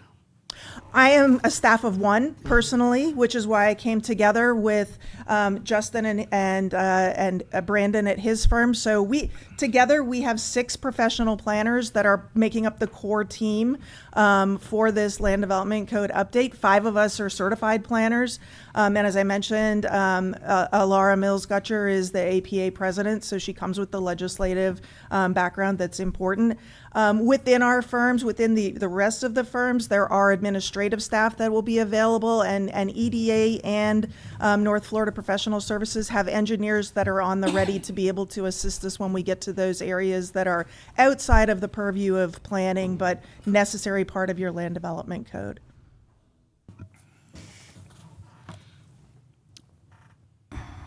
Mr. Mayor, if I could ask a question. In terms of the engineering support and picking apart the different aspects of your submittal. Yes, ma'am. Would there be the opportunity for us to rely on our own engineers that we already have under contract to assist in that? Certainly. I mean, this is your land development code update, right? We're here to provide the professional planning technical expertise. Outside of that, as long as there's an engineer that's part of the process, I think that our team would be happy to work with an engineer. I would hate for you to leave that part out of the process. It's pretty important, as you know. Understood. Yeah. But certainly I can speak for our team. We would be happy to work with the city's engineering consultant. Well, without benefit of having any kind of breakdown, Yes, if we could actually pick parts of these. I don't know that we could move forward in making that kind of a decision without having that kind of data as well. I am never a fan of lump sum. I like to see the time and materials. I like to see how you're being billed. Understanding that that was an option for your submittal, but I worked in the engineering side for a long time, and lump sum is always what you want to, you know, to maximize your multiplier. But we're the consumer now, so I would like to get a breakdown, if we could, from the lump sum respondents, so that we could compare better apples to apples, if that's possible. I like that. Mr. Mayor, may I have an opportunity to respond to that? Yeah. I would also add, Commissioner, that it wasn't necessarily apples to apples in how the respondents responded.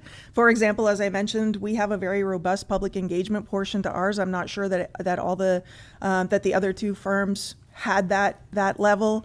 I'm a big believer that this is not going to come before you as a one-time adoption hearing item and be done. I'm not sure that the other respondents contemplated that it would be multiple meetings to come before you for final adoption.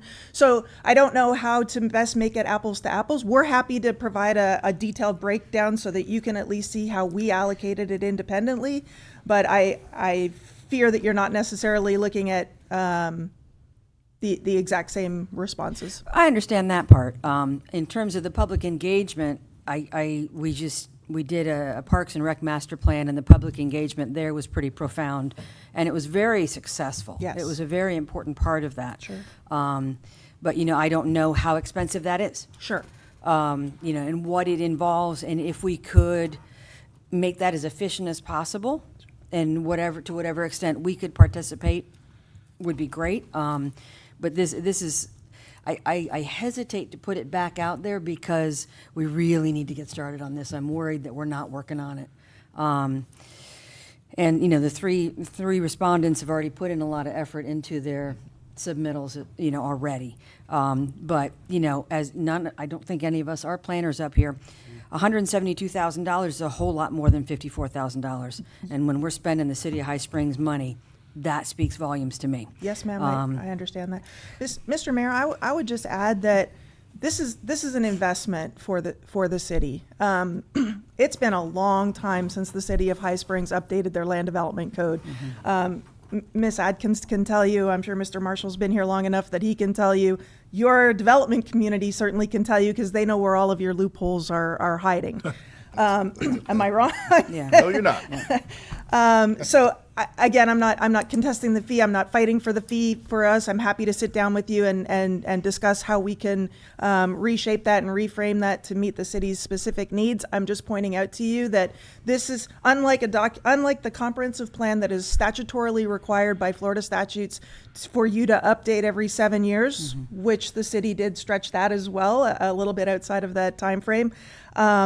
While Florida statutes says that you're supposed to update your land development code within 1 year after updating your comp plan, that rarely happens. But think about the fact that you're probably not going to update this again for another 10 years. I mean, at a minimum, that's probably what you're looking at. So when you're spreading this dollar amount over a 10-year time period, you want to get it right. I will note that when I started working on the High Springs comprehensive plan, peppered throughout the comprehensive plan was the city of Zephyr Hills. So what the city received back then was a cut and paste copy of somebody else's comprehensive plan. I would speculate that you also got a copy of somebody else's land development code. That struck me very hard. Miss Atkins can tell you, we talked about it at length. That I don't want to see that happen to High Springs again. I want you to have a land development code that gives you the tools that you need to be able to move this city to where you want it to be, and to let you have a document that speaks to not only your staff, but also to you, that gives you the certainty to be able to make the decisions that you need to make, and also for the development community to be able to rely on what's in that code. That is how we kind of came to our number. You're going to get a land development code that is unique to High Springs and is not from somewhere else. You spoke of community participation. what would a landowner or property owner, what would they be able to receive from you? What would they give to you that's going to help in this process? I'm a little lost on how that would work. So what would they do come to you, and how would that work? Sure. I'd pose the question to your staff. How many times do you have a property owner come in here and question something that's in your land development code? I would beg to guess that the answer is probably on a daily basis. Excuse me. I did serve for the city as an extension of city staff for some time, and I actually held office hours at the planning department one day a week where I would deal with walk-ins from the public asking for interpretations on the code.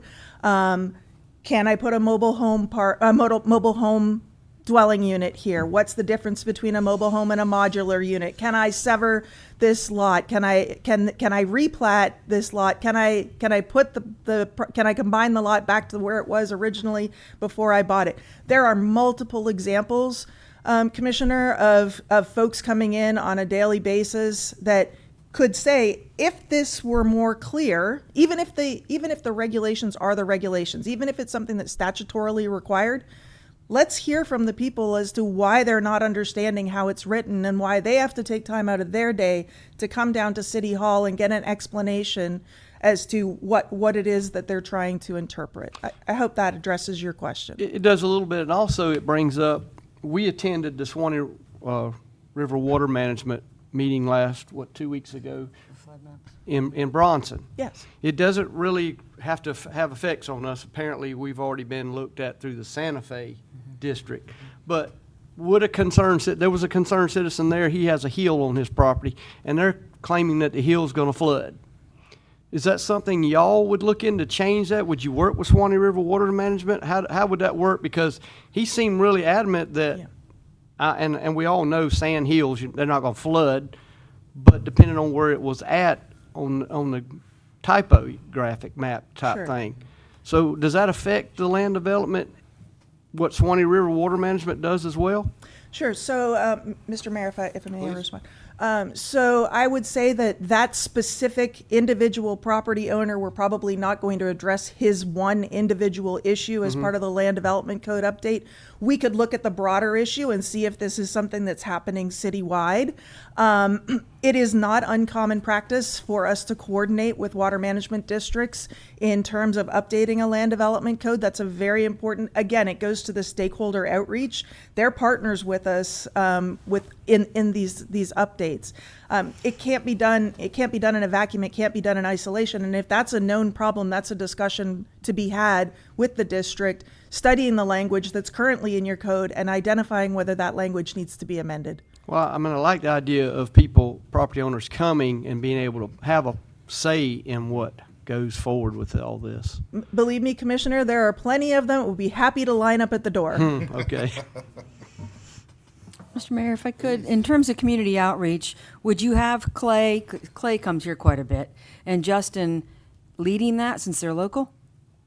Mr. Mayor, I don't know if you want me to address you every time or if it's with your permission. Okay. They're smarter than me. Well, thank you. Just with all due respect. No, thank you. Commissioner, it's a team effort. If you were on the planning part of putting this proposal together with our team, it's actually quite remarkable to me, and I feel honored that 3 other firms were willing to hold hands with me and make a partnership with this project. I'm fully committed to being in High Springs. Miss Adkins will tell you how passionate.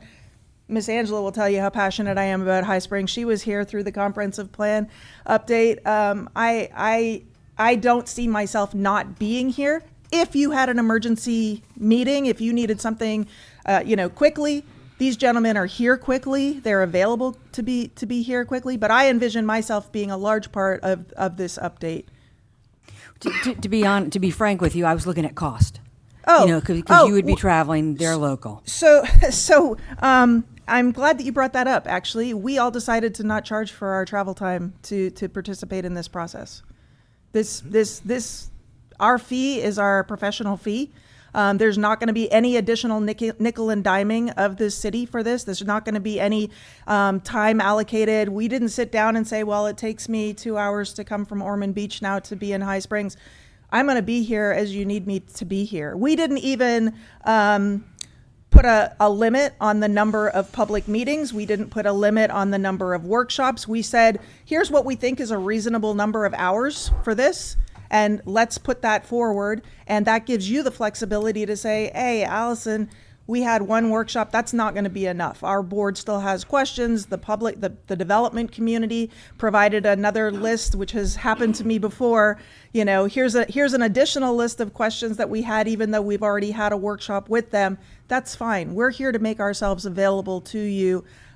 Certainly, if you'd rather see the gentleman here than me, that's totally fine. Not at all. I'm joking. I'm joking. I like. I get my husband's here with me tonight. He'll tell you I get punchy this late at night. So maybe they'll do the night meetings. But I like the Canada lilt. You haven't been. You still have it. I still have it. You still Yes, have ma'am. it. I can't shake it. That's okay. No, I'm just honestly, I'm trying to. I think all of our goals is to get the best possible product. Yes, ma'am. But spending the money as wisely as we can. Certainly.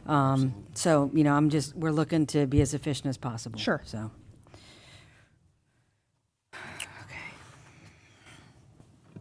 Any other commissioner questions or comments?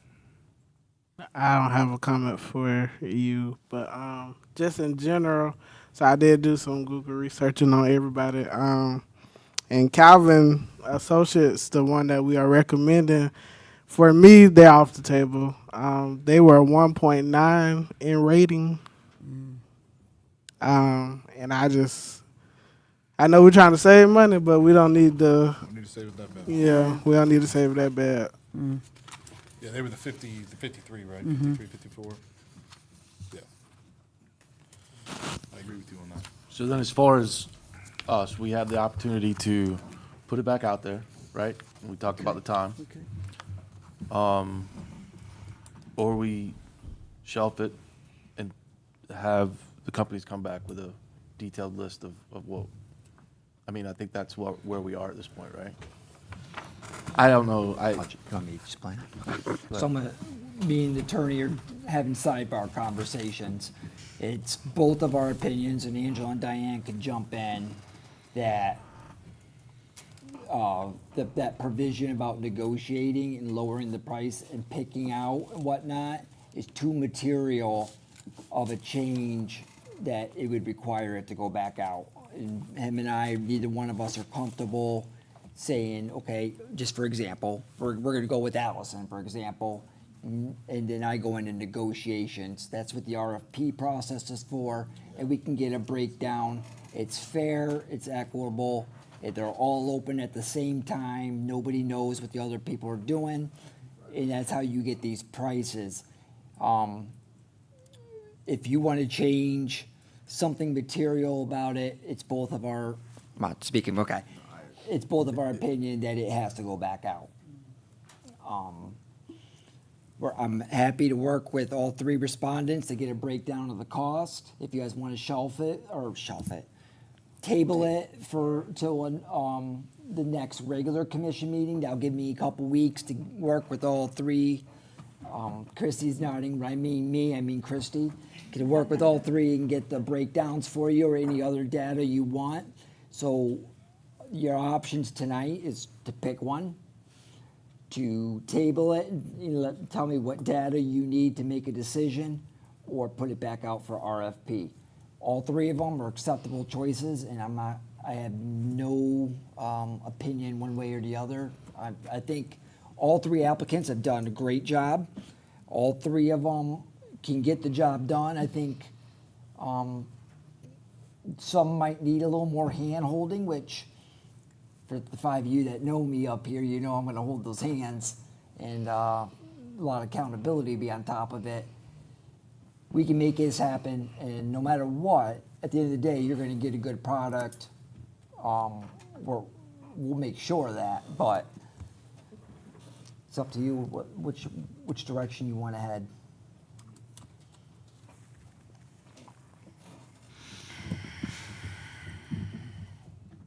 I wouldn't mind putting it back out, seeing what's out there. I hate wasting the time and all of y'all's time. I heard a lot of things I did like. I heard a lot of things I did like. I think this is going to be a long process, and it is an exorbitant amount of money. And I just want to make sure that we get this right, because it's a lot of money. Do we have any other plans for the rest of the money that we don't use? Do we have plans for that? So we don't have plans for it. Me and Diane today spoke because that's ARPA funds and we had to obligate the ARPA funds. So it's not like we could spend, I don't know, what was it, $90,000 and then the other 90, because I don't want to say how much we obligated. Well, suppose that number was 180,000. We can't take that $90,000. We could. You guys could do whatever you want with ARPA funds, but we have to reobligate it. If you go one route and leave some money open, we're looking at doing this with them. Looking at different options. I haven't had time to talk with every commissioner over the last. Actually, I came up with a couple ideas today. I don't have a good feeling on what I have commission support on as far as what we can do with that money, but I will talk to you one-on-one next week, and I will tell you some of the ideas. But we got to get some numbers to make sure that the ideas that I give you is realistic. Mr. Mayor, I have a question. Would it be possible, with the agreement we have with the North Florida Regional Planning Council, would we be able to get their input in terms of evaluating the responses to give their professional opinion? I don't know. I haven't asked, Christy's come up. I haven't asked them, and I don't know. You mean have them review the RFP? I think that's a little outside of the scope. They provide us technical review of codes. They help us with updating the land development code, things like that for it. They're the team behind the team, so they will help us with technical work, but I don't know if they would review an RFP for us. I wouldn't imagine, but we could always ask them. Maybe. You mean review the not the actual responses, the responses, to tell us the applicants to say like what this. it really means. Yeah. They also defer to staff on a lot of things, so they do what we ask them to do. So I don't know if they would want to give a recommendation on a private company doing work. I wouldn't necessarily ask them for their recommendation, but maybe more of an evaluation. This response comes with this. This one comes with this. And then to see what is missing or what is augmented in some. We can certainly ask them. I'm doubtful. Yeah. I'm doubtful that's something Yeah. they're going to get involved with. It's a little too much risk for very little reward to them. Yeah. I highly doubt they'll do it, but if that's what you like, we will definitely call and see if that's something they're amenable to. It ain't gonna hurt nothing to ask. They're professionals. They know more than we do. Not a bad idea. Then I guess, Mr. Mayor, could I make a motion that we table the award for now, reach out to the North Florida Planning Council to see if they could give us feedback in terms of the responses? Okay. Is there any other, in the breakdown of the cost from the lump sum you asked for? Yes. Yes. So I can work on, Yes. on that. Is there any other, let me wait until you get a second, I'm sorry. I'll second. So if the motion passes, what kind of data do you need me to get together to make this 2 weeks fruitful?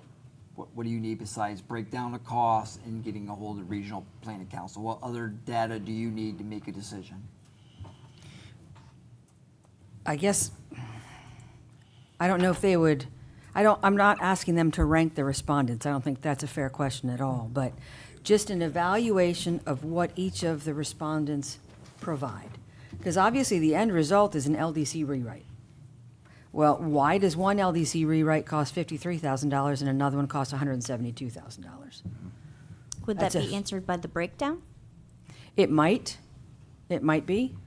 And that's what you're asking to be there, provided what I'm with. asking, is there any specific thing you want to do? What I'll do is me and Christy, over the next 2 weeks while we're tabling this, I got two of the respondents here. Christy has done an enormous amount of research. You should see the spreadsheet she gave me. She put a lot of work in it. Over the next 2 weeks, me and Christy will set up a time. I'll call, get the questions, get more data, have them explain, and we'll get you more data at the next meeting. But if you could think of anything between now and Tuesday or Wednesday that you need, give me a call and I'll add that to the list of the data. But I'm trying to get you as much information so you can make the best decision you can. And legally, we cannot carve out parts of their responses. That's We not can look into advisable. it, but we're both saying it's Okay. too material. Okay, understood. Yes. Have 2 weeks, actually. Just a little less. All right, so give me your data by Sorry. Monday. Think about it over the weekend. I'm gonna call each and one of you, like I just told Vice Miller, I talked to you guys we got some budget stuff we really gotta get over. So next week, you're gonna get an additional phone call from me. I'll give you a call maybe Monday or Tuesday to go over some things for budget, and if you have any other data points that you need, that'd be a great time, starting Monday. Since got a short commission cycle, we'll get right on it and get you data for the next meeting. I do appreciate the fact that 2 of the 3 respondents came tonight and sat through this whole Absolutely, meeting. thank you. That means a lot. Yeah. So, That matters to us. thank you. A lot. But I'm not a Blue Jays fan, just letting you know. Yeah, we hate them. Mr. Mayor, you have a motion. I know, we're gonna go to a public comment now. I'm sorry. Do you have any public comment on this matter? Okay, we have a motion on the floor. All those in favor say aye. Aye. I was about to move around. All those opposed, same sign. Passes 5-0.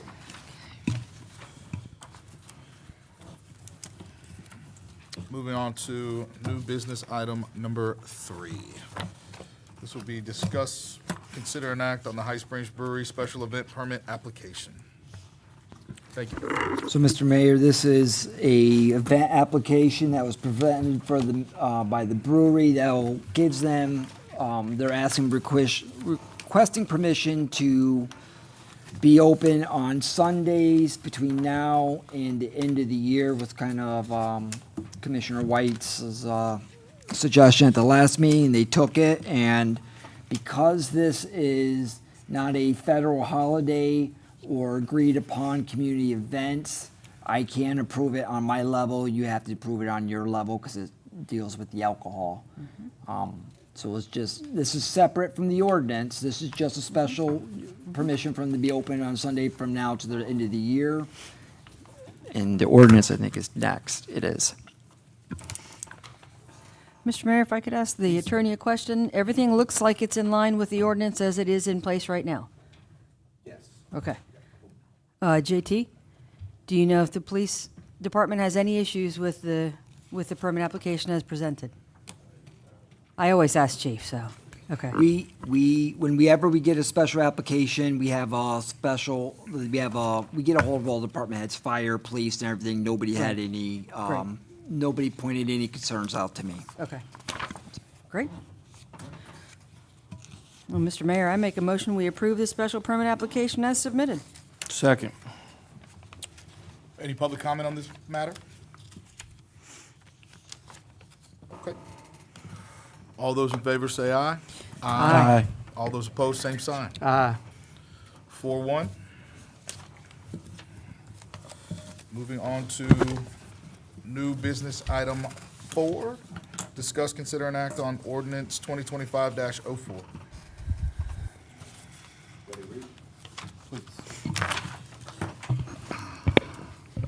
All right, ordinance 2025-04. This is an ordinance of the City of High Springs, Florida, calling for referendum questions to be placed before the qualified electors of the City of High Springs at the next general election, which is scheduled for Tuesday, November 4th, 2025. Providing referendum questions determining whether to amend Chapter 10, alcoholic beverages, specifically amending Section 10-2 relating to hours of sale, days of sale, and eliminating the need and ability for a special permit. Providing amendments to Section 10-2 of the Code of Ordinance for the City of High Springs, providing for the full text of the proposed amended code section for the City of High Springs, providing for requisite ballot language, providing for repeal of all conflicting ordinances, providing for severability, and providing an effective date.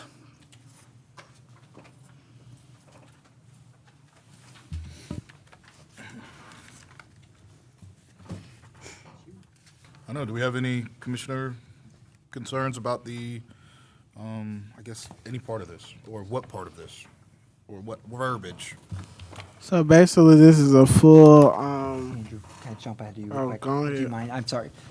Commissioners, Normally, I stay pretty quiet during your guys' deliberation, but this is something that at the last meeting, you wanted this ordinance brought ahead so you can discuss and get it on the ballot. Today is the day for you to go through and get the language completely set. I am prepared to stay here to midnight if we have to get it done. You have to get it done today because you have to have 2 readings, a first reading and a second reading. If you change something material in it tonight, it starts that cycle over and we have to go back to a first reading. If we do that, you will also have to have a special meeting prior to July 31st to make it in time for the ballot. Our city clerk called the supervisors of elections to see what the timeline is. She will have to post, because we have to post it for 10 days in the paper and whatnot for ordinance hearings. So if you do it, you come up with something tonight, she's gonna post it tomorrow or sometime this weekend, 'cause she doesn't work tomorrow, to get it in the paper to make it, so honestly, you guys have to come to something tonight or it's not gonna make the ballot. And I'm gonna try to keep you guys on point tonight, so if I speak up, We need it sometimes, so please do. I will. Mr. Mayor? Please. Go ahead. Go ahead,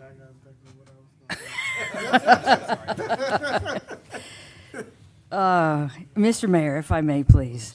I'm trying to connect all the dots here, dating back to February of last year, when the brewery first was dealing with Mr. Thatos on changing this ordinance. And Angela was able to provide me with some of that data in terms of what they were requesting back then.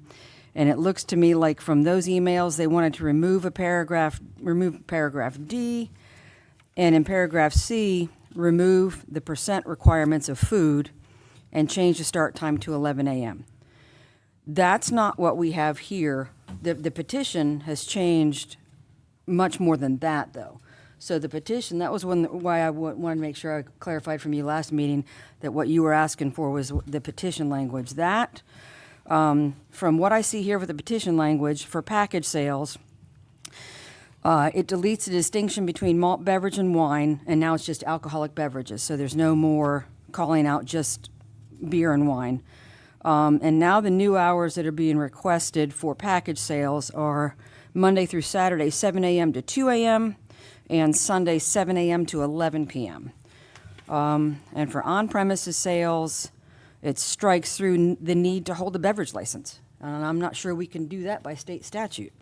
It deletes the requirement to sell food, and the new hours for on-premises sales are Monday through Saturday, 7 a.m. to 2 a.m., and Sunday, 7 a.m. to 11 p.m. And it deletes all of the language that was added back in 2024. So there's a big change in what this petition represents versus what the brewery had asked for last year. I don't know if anybody's here from the brewery or not, or if you could speak to it in terms of why the change. I mean, it's a pretty big shift, asking 11 a.m. versus 7 a.m. Mr. Marshall, do you have any feedback on that I at all, don't. or- What I okay. was going to say is the brewery contacted me today. They won't be able to be in attendance tonight. Okay. Most of them are out of town. I didn't Okay. ask for what, Okay. but Okay. I they think didn't. this pretty much copies the city's ordinance. And with the number 2, you still have to have a license. Okay, So, that was yeah. marked through.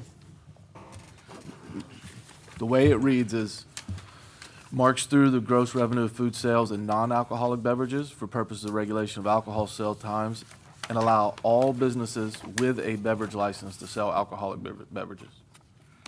So it might be on there, but with what they have in the agenda under. Okay, yeah, but I mean, in So- terms of the petition that was signed, that's what I was referring to. Does anybody have any idea how many petitions they have signed at this point? Do we know? I know anywhere you go, they're out. I've seen Yeah. them in a couple places. I'm So just I'm not wondering how sure. many they have. I'm not sure. Okay. So the ask for 7 a.m., alcohol sales versus 11 a.m. We don't know why are they asking for that? Do we know? I think that with the packet, I mean, I don't know of any brewery that opens at 7, and I have traveled to see a few for building purposes. But the package sales would allow Winn-Dixie to sell to people going to the river, starting at 7 a.m. It takes away that one. Is anybody here from Winn-Dixie or Dollar General or? I met up with Any of Winn-Dixie these? last week Uh-huh. and spoke to them, and they were very supportive of getting this on the ballot. I went and spoke to the general manager, and she hadn't talked to anybody. That's She interesting. spoke to me Sunday. Okay, well, I spoke to her on Thursday, so that's what, it would have just been before that. And then we really don't know if Winn-Dixie owns Winn-Dixie right now. Right. But I remember my question now, if I can chime in. So this particular ordinance is a full repeal, right? Not.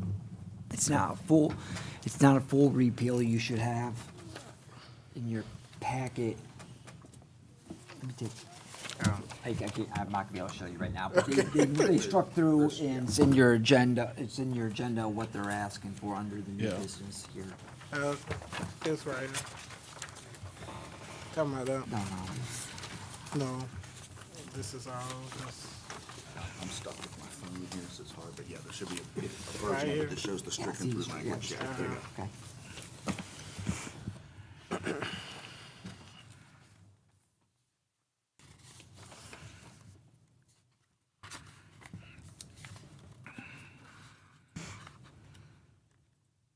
So the way I'm reading it, it basically strikes through, takes away the 10.2E for having the need for a permit, right?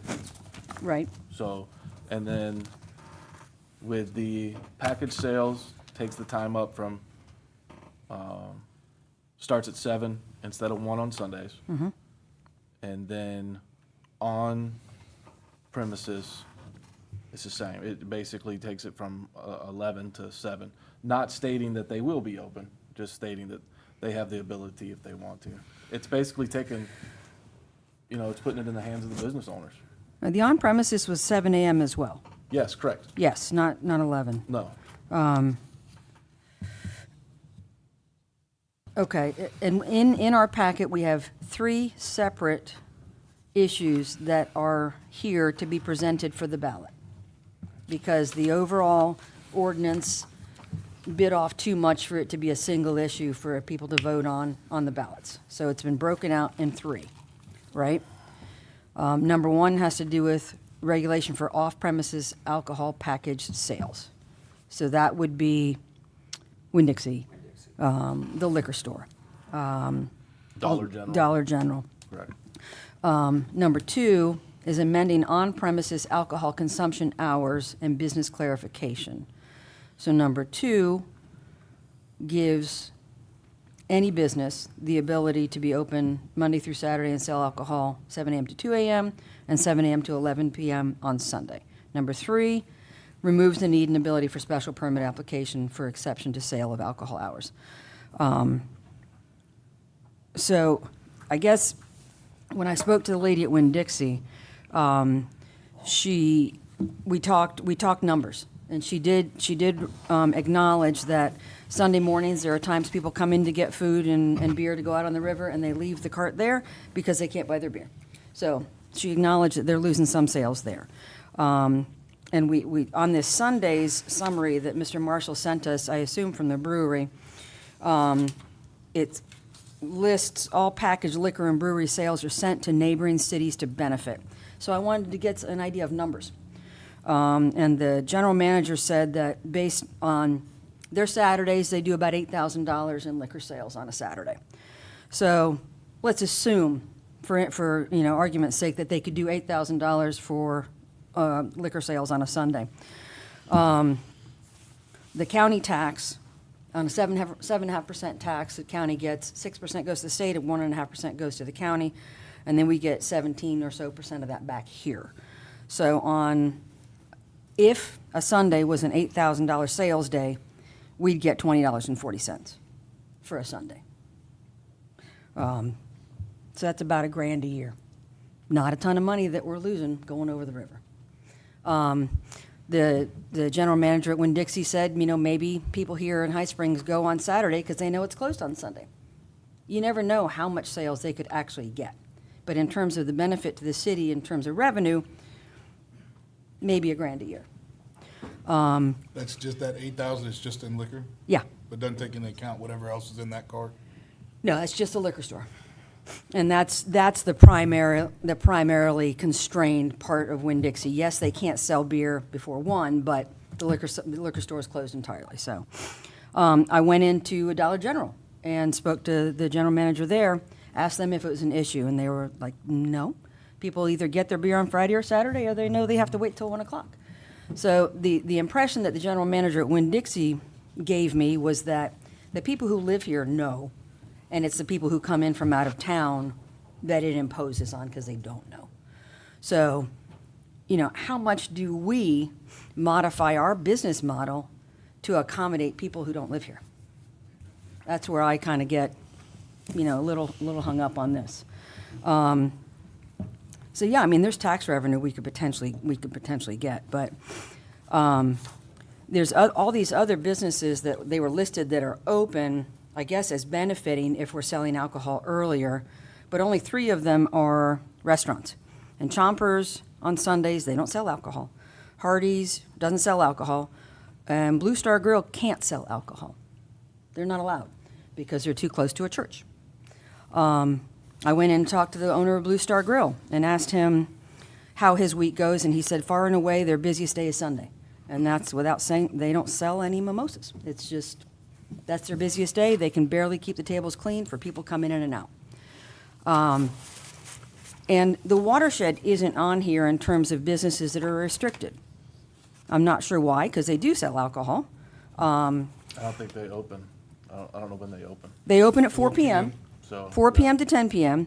But the supposition with all of this is that these businesses could open earlier or do more business earlier. There's nothing preventing the Great Outdoors or the Pink Flamingo from opening at 8 a.m. for breakfast.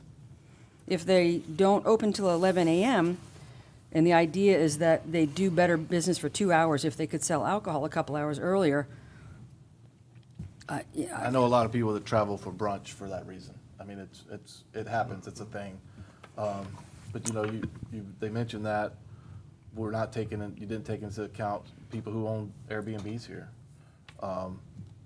These folks will leave a whole day early, and they'll lose out on that revenue as well. And for me, it's not so much about what's being benefited. It's about allowing the business to do their business fairly. That's my biggest thing. Again, I think I've said it. I'm not sure. I didn't go back and look at all the meetings. If the city was completely dry on Sundays, then it would be dry. It used to be. My problem is that we're allowing these businesses to be open and start selling alcohol at 1 o'clock because they sell food. That to me is the problem. That's my biggest problem.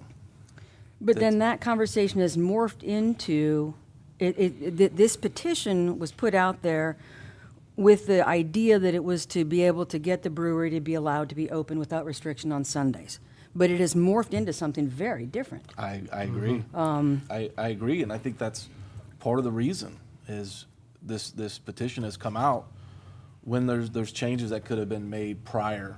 And like I kind of talked about the last meeting was, allowing them to be open if they manufacture their own beer. Then we still get to keep all of our rules and all this stuff in this code, but we allow them to be open and selling beer. This is I'm pretty sure this copies the county. For the most part, they don't stop on Sundays. They do 6 a.m. to 2 a.m. So then that begs the question of, do we want to be like the county? Are we not allowed to? I think honestly, at this point, I think all these conversations are void because I think the citizens are so over this that they want to say in it once and for all, and once we vote, that's what it is. If they vote it down, I can tell you right now, Tristan Grunder won't bring it up again. I don't want to deal with this anymore, and the citizens don't want to hear about it anymore. They don't want us to have these conversations that we're having right now. They want their voice to be heard. They want to make the vote, and they want it to be done. That's what I get from both sides of it, because people are like, you know what? This is a big enough issue for me. I want to be heard on my side and how I feel about it.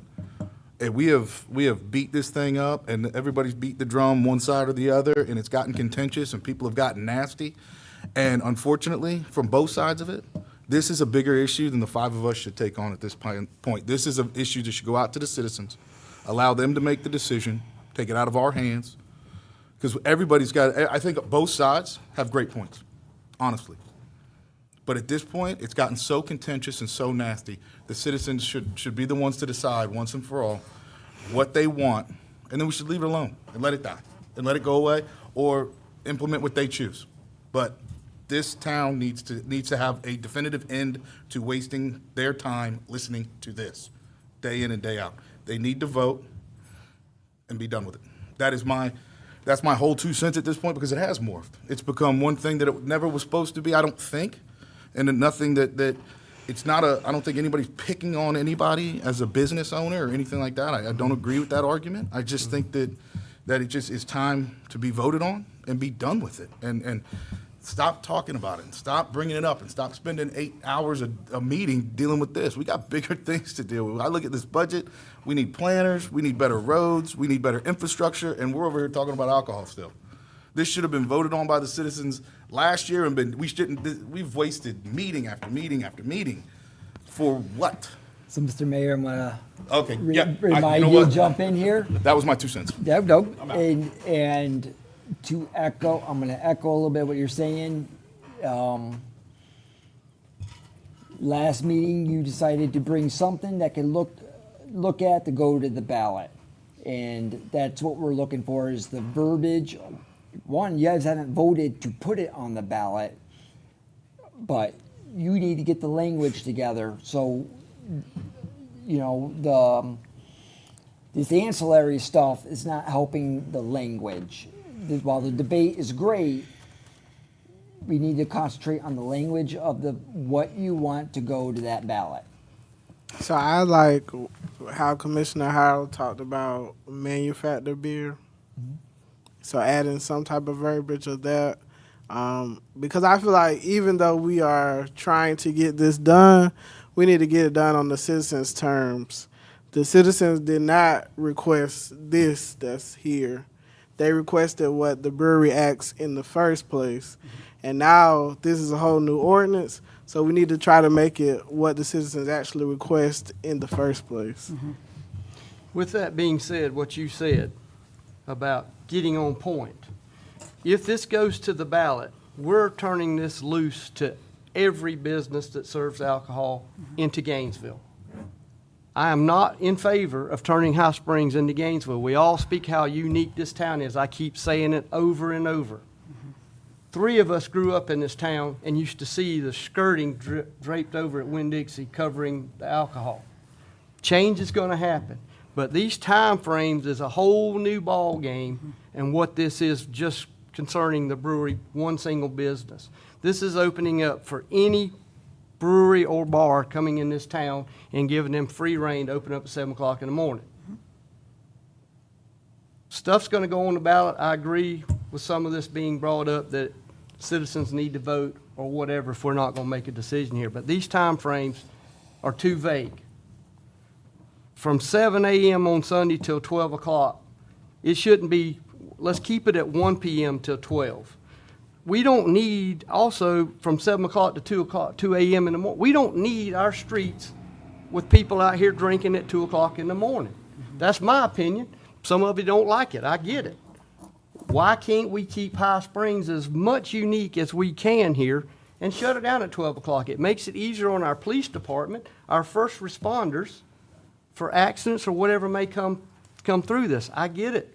We don't have a lot of DUIs, but yet you get it from the rivers, from the springs, caught during the day. But our time frames, I don't like it. Okay, so we're talking about verbiage. So on the old ordinance or in the code that currently, it's on Monday through Saturday at 7 a.m. to 12, right? Monday through Saturday? Was that? No, it's 2 a.m. What I'm saying, the code that's in effect now. So we're trying to work out the verbiage. So if we were to change that Monday through Saturday, 7 a.m. to 12 a.m., midnight, and then Sunday from 11 to 10, or whatever that may be, is that verbiage that could be agreed upon? And then again, adding the verbiage, taking away the food sales, adding or adding the manufacture your own beer and the food, like whatever that may be. But if we put those times in, would that be something that we can move forward on? What do you got? I want Sunday left from 1 p.m. to 12 a.m. At least with the churches being in service. You're saying open it, they can buy it at 1? At 1 o'clock. Okay. Leave it like, keep some sort of High Okay. Springs uniqueness here. You know? 3 of us, like I said before, grew up here. We know, you know what I'm talking about. So then you got 1 p.m. on Sunday to 12 a.m., or do you want to leave 12 a.m. So you want Sunday till midnight? That's different than it is now. Or is it 11? I think it's 1 p.m. to 10? I think 10. 10 p.m.? 10 say on 10. Sunday. I have my note marked wrong here. 10. 1 to 10 on Sunday night. Get people home. I know a lot of people don't concerned about going to work on Monday, but they need to be at work on Monday morning. Didn't you retire, Commissioner Blowsworth? I did. He's the only one retired up here. Working harder And, now than and ever. love it, love it. Angela, can you help me out with this so I can help try to guide this? So, for example, Commissioner Bloodsworth and Commissioner Howell are agreeing upon or debating 10 or 1 o'clock to 10 o'clock. Can we do this as individual motions to amend the verbiage and work our way down it? It may take a few motions, or do we have to come up with one compiled change and have it voted? Can we do it individually? I would So- do it as individual, because what's gonna happen is with these changes to the ordinance that was presented, the July 22nd will be first reading, again, with this verbiage. The new, whatever they vote on, so I would vote on it individually, so we're clear to Danielle and the city attorney's office on what they need to rewrite this as. So, Also, with that being said, I don't want a bar coming in High Springs and being open. That's You what- make a consideration about producing the alcohol on premises. Okay. I have a question about that speaks specifically to that in terms of, because the 51%, we can all agree, has never been monitored, and they've got a fair point about that. Could we not go based on allowable uses if it was classified as a restaurant or a brewery? I looked through our permitted uses tables, section 2.0, 2.01, and allowable uses. We have brewery sections there. We don't have brewery definitions yet. We haven't finished that. But could we not say, you can start selling at 1 o'clock on a Sunday if you are a restaurant, categorized as a restaurant or a brewery? That would help alleviate the ability for, a tequila bar to open up downtown and have no restrictions just like these. Could we, Mr. Attorney, without it being substantial change to the verbiage, add zoning categories instead of the verbiage that we have here?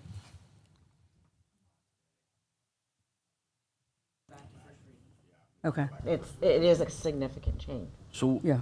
yeah. What's the, well, I just want to point out one particular place. How about down on, used to be called First Avenue, it's 27, at 9th Street, which used to be 9th Street, I think is what, 244th now? Those old brick buildings there, let's just use that as an example. It's backed up to residentials. If this goes in effect, there's no restrictions, that whole place could be open to a bar and backed up to them residentials, correct? Are we on this, do we all understand that? Is that right? oh, the old rundown brick, the Yes. little plaza thingy? Yes. It's a commercial property. Because that's commercial buildings. I mean, they could turn I'm it not into saying a brewery, I'm saying a bar. But what I'm saying, yeah, I mean, that's where your verbiage would go. I mean, they can, based on the ordinance now, they could do that. Now, can you see that being open till 2 o'clock in the morning and all those people living behind and around that? What's going to happen? But with the we're creating a mess for those, and I'm just using that location as an example. That's what we're opening ourselves to and changing the whole uniqueness of this town. somebody can currently open up a bar though right now. Can they do Yeah. that? If it's, Yeah. assuming the underlying zoning is okay, sure. And they can't be open on Sunday unless they have 51% food. So they gotta have a dedicated, there's certain things, they gotta have a dedicated kitchen and 51%. It's unenforceable, it's unmeasurable, but that's what the code now reads. So to Commissioner Bloodsworth's point, is it possible if it's zone, I don't know what building you're talking about, but if it's zone commercial and they have a kitchen and they sell 51% of food, they could be open right now as a bar. We can't stop them. Well, I'm not even considering the restaurant and the alcohol together. I'm just saying a flat-out, straight-out alcoholic bar. Oh, yeah. Sells liquor, beer, whatever. But with our ordinance now, they can open, right? The way it's set right now. They could open, but they couldn't operate on Sunday. Correct. Correct. If All right. all This would these change. three pass, then yes. It would Right. change for Yes. that. All right. Can we go one by one? So time. Let's start with time. Okay, so let's start with off-premises alcoholic package sales. I make a motion, we change the Monday through Saturday from 7 a.m. to 2 a.m. to 7 a.m. to midnight, 12 a.m., Which is what it is now. which is leaving it exactly the way it is Okay. in our current code, yes. Second. Well, so you're talking Monday through Saturday, Yeah, From I mean, you want me 7 to I could do each number one by one. Okay. however. Yeah, let's just however get you answer something. one.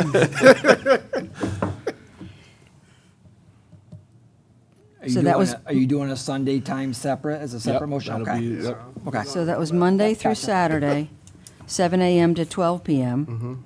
That's no different than we have now. Correct. 12 a.m., right?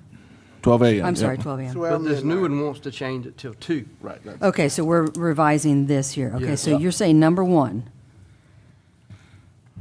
Number one also says removing, Well, that's going to be a Yeah, different motion. we only doing Okay, one section. so we're talking time, Monday through Saturday, 7 a.m. to 12 p.m. Okay, And we got a or second. 12 a.m., I'm sorry. We got a second. Do we have any citizen comment on that motion or this topic? Okay. It's an ordinance, right? Yeah, but you're just making changes to the ordinance, so it's not roll call. Okay. All those in favor say aye. Aye. All those opposed, same sign. Passes 5-0. Mr. Mayor, I would like to make a motion for the code amendment number 1 for Sundays for the times to change from 7 a.m. to 11 p.m. to 1 p.m. to 10 p.m. Second.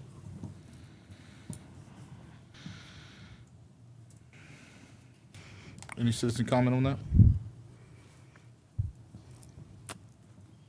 Okay. All those in favor say aye. Aye. All those opposed, same sign. Okay. With number 2. Can I say something about number one before we go Yeah, on? please, go ahead. It has here number one, removing the distinction between alcoholic beverages and malted beverages and fortified wine for the purposes of package sales. I would not like to see that happen. I would like to keep that in place. Okay. Let me go back down here and read this. Sorry. That would effectively still keep the liquor store at Winn-Dixie closed on Sunday, just so that, if I understand correctly, that effect, it would keep the liquor store next to the pharmacy closed as well. I don't believe that that is the general will of this community. They could vote on it, and then we'd know the general will of the community if they voted on it. I think that's what the citizens are so upset about. I think you have a better chance at this passing if you take that out. I really do. I want to hear from the citizens. Honestly, at this point, I don't care one way or the other. I've lived in this town my entire life. The fact that I've had every opportunity to move somewhere else that sells alcohol 18 days a week, all hours of the night. and never did it. That is not a big deal to me. If anybody knows me, I don't even really drink liquor at all. I don't need to drink at 7 a.m. I like to sleep. I like to go to church. I'm not interested in this, but nobody seems to understand that what we really want, or what I really want, is I want to hear from the citizens. And by changing everything and making it feel good and whatnot and taking it away from them, they're just going to sit and say the same thing. They don't care what we have to say. And I don't think that's right. I think let them decide. And it's not about it passing. It doesn't matter one way or the other. It's about hearing from the citizens. If it fails, then we got a resounding, we're not interested in changing this town at all. Okay, that's what you want. If it passes, they are interested in that. I think give them the chance. I don't understand why that is so foreign. I up mean, here. what we're doing is trying to give what was originally asked for. I think that's what you're missing. I'm not missing anything other than letting them vote. You're which y'all trying don't to seem get them wanna to do. vote on something else that they never really asked for. They didn't ask for this. You asked for it. They didn't ask for it. So we're giving them what they actually asked for originally. Who's at the brewery? Yes, and the citizens. The That's citizens not did what the too. citizens have told me. I have been told they want to vote on it once and for all and be done with it. Either leave it the same or not. That's This- what I've the heard from both citizen- sides. The citizens didn't even know what you were talking about last me about a repeal. Oh, no? I think they did know what I was talking Mr. about. Mayor. I think people do know. Mr. Mayor. Something Mr. else, Mayor, man. we I'll have tell a you what. motion, but we don't have a second yet. That is true. So can, I for will- clarity. For clarity, can I you- will restate my motion, yes, sir, for number one code amendment.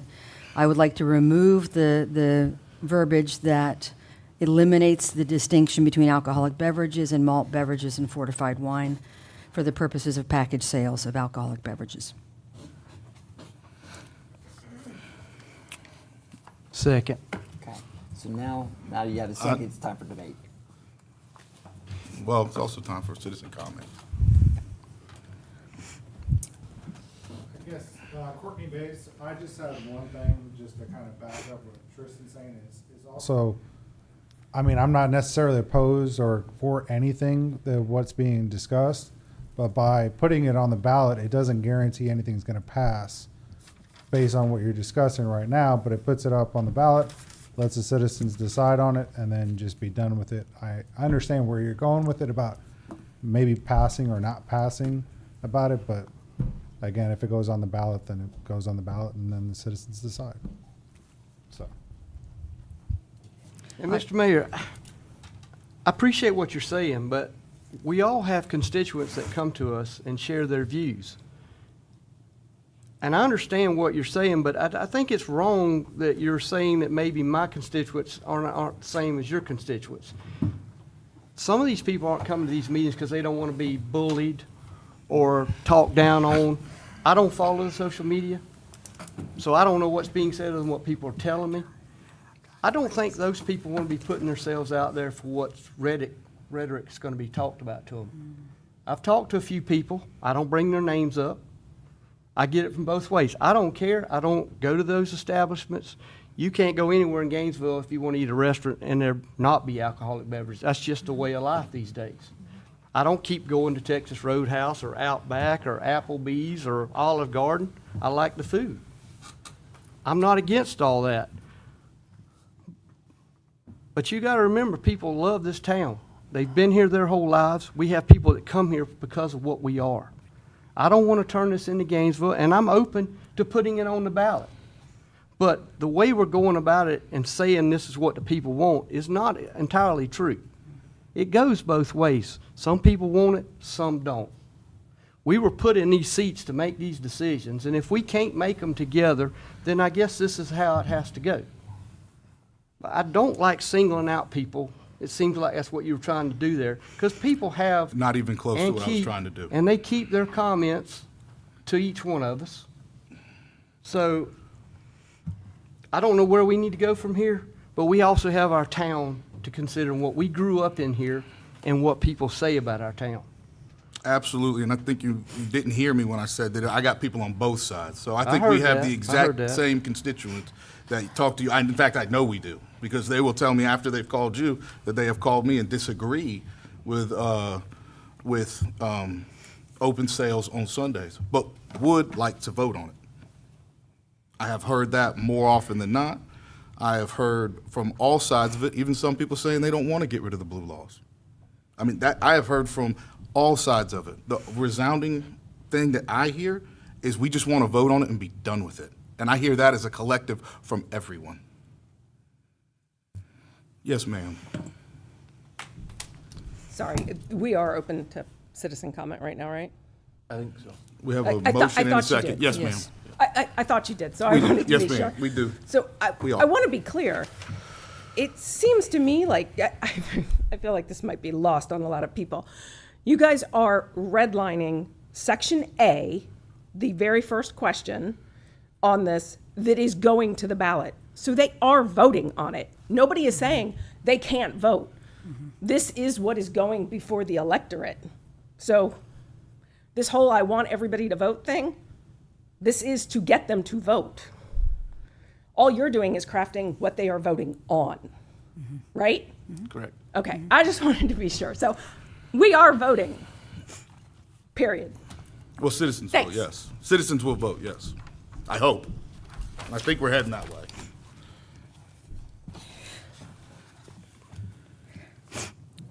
So we have a motion and a second, correct?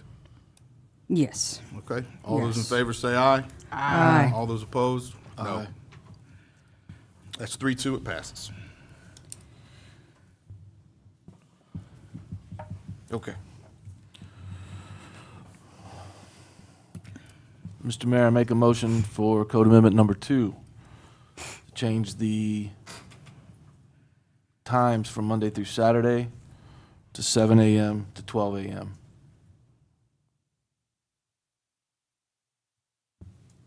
Second.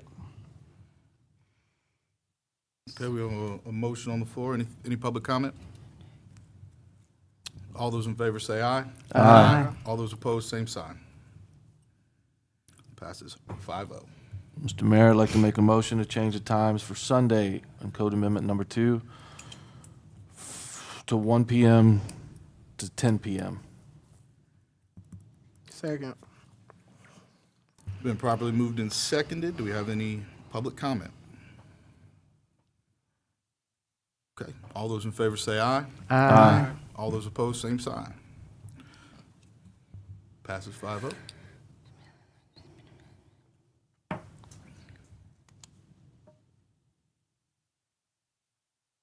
So this also would allow a bar to be open. Am I right about that? Because we're eliminating the based on gross revenue on food sales and non-alcoholic beverages for purposes of regulating alcohol sale times, and allow all businesses with a beverage license to sell alcoholic beverages for on-premises consumption. So this would allow for bars to be open on Sundays. Is that correct, sir? Yes. Well, that's what we were just talking about, protecting Right. from that happening, so Right. we can change the verbiage on that. So this If is the we one so we talked choose to. about, The brewery. Mr. Lawyer. Mr. Lawyer. Sorry. You a little tired? Listen, I'm up way past my bedtime. So, Manufacturing on site. yes. So with that, looking up could we keep that and add brewery? The definition of a brewery, based on the Googles, is a place where beer is made commercially.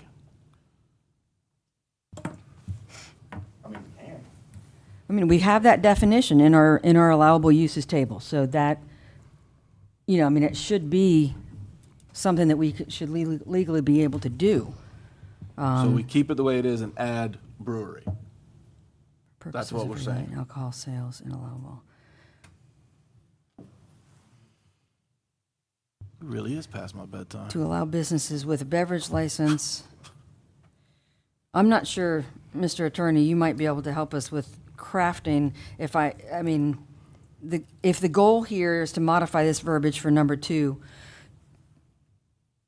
do we need this if number 1 already allows for the brewery to be open on a Sunday? Do we need number 2? So sorry. Go ahead. Number one's off premises. Yes. Yeah. Yes. Oh, I'm sorry. I'm sorry. Off I'm tired premises, too. on premises. Okay, Yeah. okay.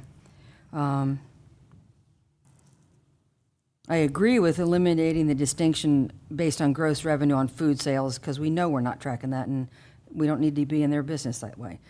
And non-alcoholic beverages for purposes of regulating alcohol sales. Can I ask a question? Mr. Attorney? Can you combine 1 and 2? Let's hear me out. I don't think we can. It got too muddled. Yeah, no, it's too long of it for They the ballot. separated out on purpose because So it was many too words. much. Okay, I won't go there then. Could we amend number 2's verbiage to say regulation of alcohol sales and allow restaurants and breweries with a beverage license to sell alcoholic beverages? And that way, so you're talking about changing businesses with beverage license. Correct. To be more specific. To be more specific, because that would not allow for straight-up bars. Because a brewery is not a bar. I think we all agree with that. So then I guess I would make a motion that we amend that verbiage to allow restaurants and breweries with a beverage license to sell alcoholic beverages for on-premises consumption with the modified times we already agreed to. Second. It's been properly moved and seconded. Do we have any public comment? Okay. All Mr. the- Mayor, before we take a vote, Yeah. just for clarification, go ahead, Angie. I just have a question. If we did redo that verbiage that way, would that not eliminate another kind of business Give an example. of a bar? So now, Yes. this is our alcohol ordinance. Yes. All right, and we're giving it certain times. So now, you may not want it, but I don't know legally if we're allowed to completely eliminate bars. Do you see what I'm saying? If somebody wanted to come in and just put a bar downtown, say, I don't know what's in our code as far as that goes, but is that doing the same thing you did to the, Well, that's where I was fixing to go with that question, is a beverage license separate from a alcoholic beverage license? Liquor license. Are they two separate items? So there's several different licenses when it comes to alcohol. There's beer and wine, there's liquor, and I know they break them down in different categories as well. So to say specifically, yeah, say if a bar came in and had a beer license, like a tap room where they only sell beer, I would say, but We have brewery and tap room as a category in our allowable uses table also. So Angela, what you're saying is if we modified this verbiage so specifically this way, it would be perceived as we were being unduly burdensome to a bar that wanted to open up downtown. Basically, yes. yes. Yeah, yeah. I mean, it could, it's a good question, and I haven't seen the definitions elsewhere in the code.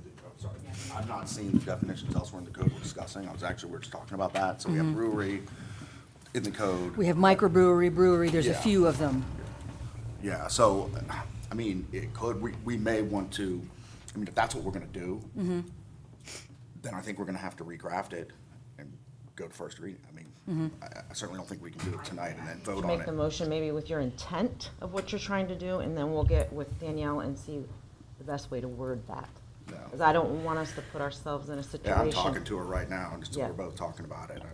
We both agree. I think if you're getting into a pretty substantive change at this Yes. point. Yeah. Being Long hours term- is one thing. I think we can Right. defend that. Right, I think, right. But we're just gonna start changing definitions and changing the businesses that are impacted. We're gonna wanna come back. So with that, we can address it because it's not well defined what a brewery is in our code. We are getting ready to do the land development code, and in that, that's part of what they're gonna do. What defines a restaurant, defines a bar, what defines a brewery will be in that updated LDC. So a year from now, that will solve itself, but Right. what I'm afraid of is before we get that LDC in and we pass it the way that it's going through, not that it matters to me, but a bar could open and fight being grandfathered before Right. the LDC right. Right. But Could we? this is going to be solved in a year when we rewrite that LDC as far as what constitutes as a brewery. To me, I don't know, I'm not Google. A brewery goes back to Commissioner Howell and Vice Mayor Miller's point is manufacturing of beer on site. That's what I consider a brewery, and I think that's the general consensus of what we're going to go into the LDC with. But this is for what's going on the ballot. Right. Is there a way on number 3 that we say something about they would have to get a special event permit if they are businesses that do not manufacture beer? So then that covers us on number 2. Is that possible? So like just like how they get special event permits now for the brewery, if we put the bar on number 3 like that, so then that way we're not restricting them from being open. They just have to do permits like we do with the brewery now. But I think you run into the same issue, which is, are you gonna grant the permit? They still have to seek permission to do it. Right. Well, that's kind of the goal is to But I see make what you're them. saying, it does yeah. shore up, it creates a little safe harbor there, and I agree with that. You certainly could do it, but I think if we're gonna do that, we are definitely going to first read. I mean, I think what I'm comfortable with here today is, if we wanna change the hours, that's fine. I think that's okay, because we're not substantively changing anything as crafted. But I think once we start to get deeper into these definitional issues and the scope of what we're proposing, we're kind of going to go back to a first reading, which is fine. We can do it fast and all that and come right back to it at the next meeting. But, you know, and your idea is not a bad one. I think we certainly can do that. And that would still give us time to come back and have enough time to put it on the ballot? So we would have to, Do a before special- we leave tonight, we have to schedule with you all when you want second reading before July 31st. But back to the original point, you could remove, to meet what you're doing and jump in, you could remove where it says needs a beverage license and say restaurant and breweries that manufacture beer on site. And I think that takes away the option of a bar and that will give us time for the LDC rewrite. I'm not telling you, I'm not guiding you how to make a motion. I'm saying that was the original point, and I don't know if there was a motion on it. I made the motion that we change all businesses with a beverage license to allow restaurants and breweries with a beverage license to sell alcoholic beverages for on-premises consumption. Did we ever get a second on that? Yeah. Okay. Sorry, I lost track. It's past my bedtime, too. Any public comment? Sorry, guys, I'm just gonna ask. Chad, I think your idea was really smart, and I don't know why we're not seizing on that opportunity. I get what Wayne is saying. I get what many of you are saying. You do not want a straight-up bar opened on Main Street. Understandable. So if you use the definition of manufacturing malted beverages, which is exactly what they do, then you can use your, you can remove the distinction, which is what they want, right? That gives them the win. It allows the brewery to happen, and you use malted beverage, you use the manufacturer of malted beverage or restaurant. Done. Instead of brewery. Instead of brewery. What's the difference? Manufacturer of malted beverage. That covers the brewery. They get to open. They don't have to have food. All of your restaurants are still good. And your bars are ixnayed out of town. Yeah, the problem with that is we're gonna have to go to a first reader. Well, we're gonna have to do that. We're gonna have It to. sounds- If you're gonna You're going change, there anyway. Yeah, I'm just saying that's what they're trying to do is avoid going there. not But necessarily, no, that's not true. We're not necessarily going to another first reading because you haven't changed anything substantial yet. The motion you have on the floor, that's up to the attorney. on but whether I'm it's- saying if we did what she said, That would go to. that would go to a that would first go reading. back. You guys, again, I'm trying to help coach you guys through this. It's a first reading. You guys hash it out. second reading, it's a special meeting. If you all have it hashed out tonight, that second meeting will only take 30 minutes of your time just to make sure that all the changes are reflected in there, and it goes on. I don't let a special meeting and another first reading sway you from doing what's right by your constituents. When could the first reading be done? 22nd of July? 22nd? We have, then The second reading Then we'd that have we to would have have a- to schedule as a Yeah. special meeting. Yeah. Because I have to have the advertised. Right now, it is currently advertised for second reading on the 22nd. I We pushed gotta that have- out already. So we are currently on the books for the 22nd for second reading. If we do this, the certain changes, whenever the attorney says that is, it's okay. We can still do first reading on the 22nd. We'll just have to call a special meeting. And a special meeting, we're going to only talk about that. You can only talk about that. And how item. much time frame do you need for as 10 days public So I would need you information? to know tonight when you're having second reading, because And I'm put that going out to this there, weekend Dan? push out that ad. Because I have to have a week's leeway to get it to the county, to put it on the website. And then you have to have 10 days of advertising, so I have to get it out. So, Mr. Attorney, just taking out verbiage like we did in number 1, you don't consider substantial change. But changing verbiage, as we're proposing in number 2, is. Yeah, number one, I thought everything in number one, I believe was reasonably changed. Hours in one. And we took out, remove distinction between alcoholic beverages and malt beverages. We took out a couple sentences there. Yeah, I mean, if we're gonna go ahead and do number two, I'm more comfortable Right. Yeah, treating that as a yeah. substantive change. Yeah. I think, again, the hours I'm very comfortable with. I think it's fine. We Right. move the hours all over, however you want. That's how the code's Okay. written now anyways. Yeah, so. So, in terms of the verbiage with a brewery versus manufacturer of malt beverages, what is that, what does that mean?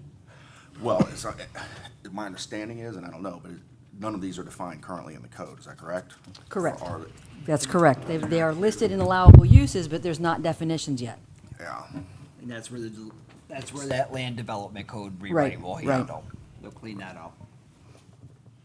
I mean, So the malted beverage, basically drink made through alcoholic fermentation of grain base. Is a beer. So it's beer. Yeah. So most commonly barley. could be a White Claw, White Claw. but yeah. Yeah, I mean, you would default to, obviously, your conventional definitions, which is fine, if it's not defined in the statute, but. I mean, you're saying you would actually be more comfortable doing the first reading on the 22nd and then going out? Because we're changing some verbiage. Yeah, and especially with two, since we're already in question number two, we definitely need two. I mean, those are pretty significant changes. One is less substantive, but I would be most comfortable with that, yes. I like what she said, to be honest. I think it's Who's very she? straight. Manufacturer, so would you like for me to Yeah. modify my? We've already spoken on this. My ordinance, or my, CMB license, I think the brewery has one. Yeah. You can actually call it a CMB license. Oh. They would have to have one. okay. So if I modified my motion to change that verbiage to allow restaurants and manufacturers of malted beverages with a beverage license, would that be preferable? Madam Commissioner, Yes, sir. I'm gonna weigh in on this if you don't mind. I think the verbiage would be better if you said a brewery that manufactures malt beverage on site. 'Cause Okay. that will allow, when we do the LDC cleanup, brewery will be a section in there. So I think if you put the word brewery, that, and then puts in manufacturers of malt beverage, whatever the verbiage that you just came up with, I think we'll restrict it to the closest to what I hear the intent of the commission is. That would be my suggestion. Would that protect us between now and the LDC for, Yeah, I think it's fine. because I don't want somebody come in, like you said, get grandfathered in because we're trying to get all this straightened out. A bar wouldn't be, and I mean, it's up for argument, but a bar would not be able to come in with that unless it's a restaurant. There's nothing gonna stop. So if I wanted to buy that Mason Lodge that's down there, put a kitchen in, I can open up a bar, and as long as I have a kitchen and I'm selling food, where's the line for the restaurant? So, I mean, we can't prevent everything, but They could put a bar in now, correct, under this? they could, it's gonna be open on Sunday as it's written right now. They just can't be open on Sunday. Yeah. Right. But we're worried if about you the put in- boogeyman. If you put in restaurant and brewery, I like the word brewery in there because for the LDC rewrite, there's gonna be a section. A brewery that manufactures malt beverage on site, I think would meet your intent and still give you the protection for what you're worried about, Commissioner Blitzberg. Okay. Just, With Okay. Commissioner Watts' motion on, do we need to, can we remodify that verbiage, or do we need to Sure. vote on? Yeah, I can. She just needs a second on her, you'll vote on the amendment, because you've already got a second. You have to vote on her amended motion. Someone would second it, you'd vote on that, and then move forward with the original motion, with the amendment. Does that make sense? No. Let me ask, can we just take a vote on what she already has, and we don't have to You vote? have to vote on the actual amendment. So if you're saying that you want to amend your language, because he's already given you a second. Right, right. So you have to, I want to amend the language to this. Somebody gives you a I second. would like you to amend vote the to amend language. the first motion. Okay, gotcha. I would like to amend the motion, please, for the verbiage to say, allow sale times and allow all restaurants and breweries that manufacture beverage on site to be the modified verbiage. Second. How you vote on that? Okay. I don't know what the hell we're voting on. The amendment Good enough. wording. Good enough. We are, I need to, this is a new one, so I need public comment on this, please. Okay. All right. All those in favor say aye. Aye. All those opposed, no. I don't have any idea where we're at on this, but yeah, I'm so far lost with motion to motion to motion. So where do we go now? You go to her original motion with the new language you just voted to put in her motion. Oh, I need a roadmap. I thought that's what we So, were just doing. no, we voted to amend it. Okay. Now We we're voted to amend it, voting okay. to take- Now- To accept it. Okay. Now I'm making a motion You already that, made the motion. okay, Okay. okay. Now it's been amended with your correct wording. Now you're voting on the. Now we're voting on that. Final. Okay. Now, I Understood. had public comment already. I don't need it again, right? Okay. Okay. We're so close. All right. All those in favor say aye. Aye. All those opposed, no. Okay, 4-1. All right, I think I understand now. We're here, we're getting there. What are we on, 3? We are. All right, take it away. So on the last one, can we do like I was saying about where now if it's a bar or anybody that doesn't fall in the category of a manufacturer that they have to do the special event? Yeah, you have 10. He's trying to hold us to some time.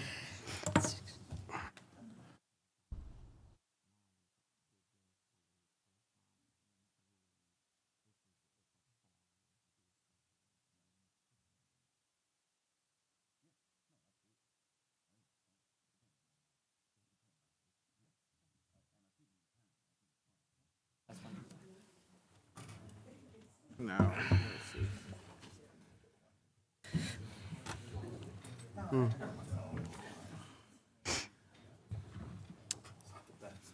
So, Mr. Vice Mayor, are you saying you want to modify this to address bars? So like, bars or any businesses that is not a manufactured business that Restaurant or brewery. right that they would have to submit a special event permit in order to be open. Right. And that's kind of counterintuitive if we're going to be consistent with number 1. Cause do we have to address the bars situation? Cause they still. I think yeah, you're just voting to put it out. I think what you're contemplating is, let's say St. Patty's Day is a Sunday or something. For that permit, is that kind of what you're thinking?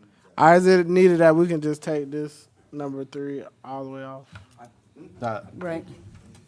Right. Thinking you can. Can I reread it? Yes. Just to make sure.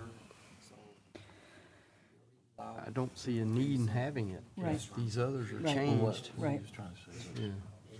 if a bar did come in, then they can't be open Right. on Sunday. On Sundays. But you leave that in there, what he's saying, leave that in there so they have the option. Well, I make a motion that we take section 3 completely off. Second. Any public comment? What was the intent of it anyway, other than, we've just killed it so much with the other stuff that it's just. Yeah. Yeah. Okay. Right, I'm right. fine with that, yep. Right. All right, all those in favor say aye. Aye. All those opposed, same sign. Oh. Whew, that was a marathon. Before we go in, listen, that was painful. This whole process has been painful. Okay? But I think you guys made great motion, and I hope to see that this meets the intent of what you want, and the citizens finally get the final say and put this to rest. I think you guys did a lot of compromise. I think you all should, every one of you should be commended for the compromise and constructive debate. Everybody else probably should, I don't know about So me. we're still doing a first and second reading? Correct. So we need to decide on the second reading because of Yes, the the second changes reading. of the commission meeting. Correct. So if we could decide, maybe 29th, 30th, 31st of July? And everyone be available for a special meeting? And again, if you have it hashed out now, first Right. reading's gonna come back the way you just worded it. Right. Anything you don't like, and it's little changes, we're good to go on second reading for one of those dates you pick. Guys, how about the 31st of July? That was a Thursday night anyway.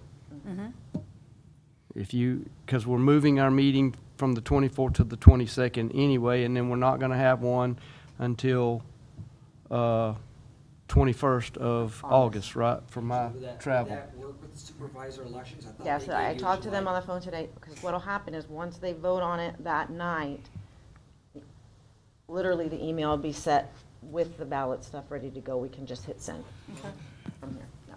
Or the 29th, does that give you more time to No, be able to do your 31st, job no, that'll be fine. efficiently better? Less stressful?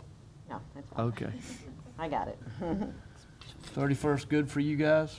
I think so, yeah. 6:30? Okay. I'll get the ad out. Y'all wanna do 6? Okay. Try to get out of there Can. earlier? I can. You 4 o'clock? You can do 4. 4 o'clock? I can't do 4 How o'clock. about 1 o'clock? I gotta go to that thing called a job. 6 o'clock works for me, 6 is folks. fine with me. I can do 6. 6? Okay, perfect. Okay. Try to get y'all home a little sooner. Let's get it done. We'll be here till 10. No, we won't. No. Correct. Yep. So we're done with that. Thank you, baby Jesus. All right, wow me, city attorney report. Oh, yeah. Moving on. No, I'm just kidding. Thank you, sir.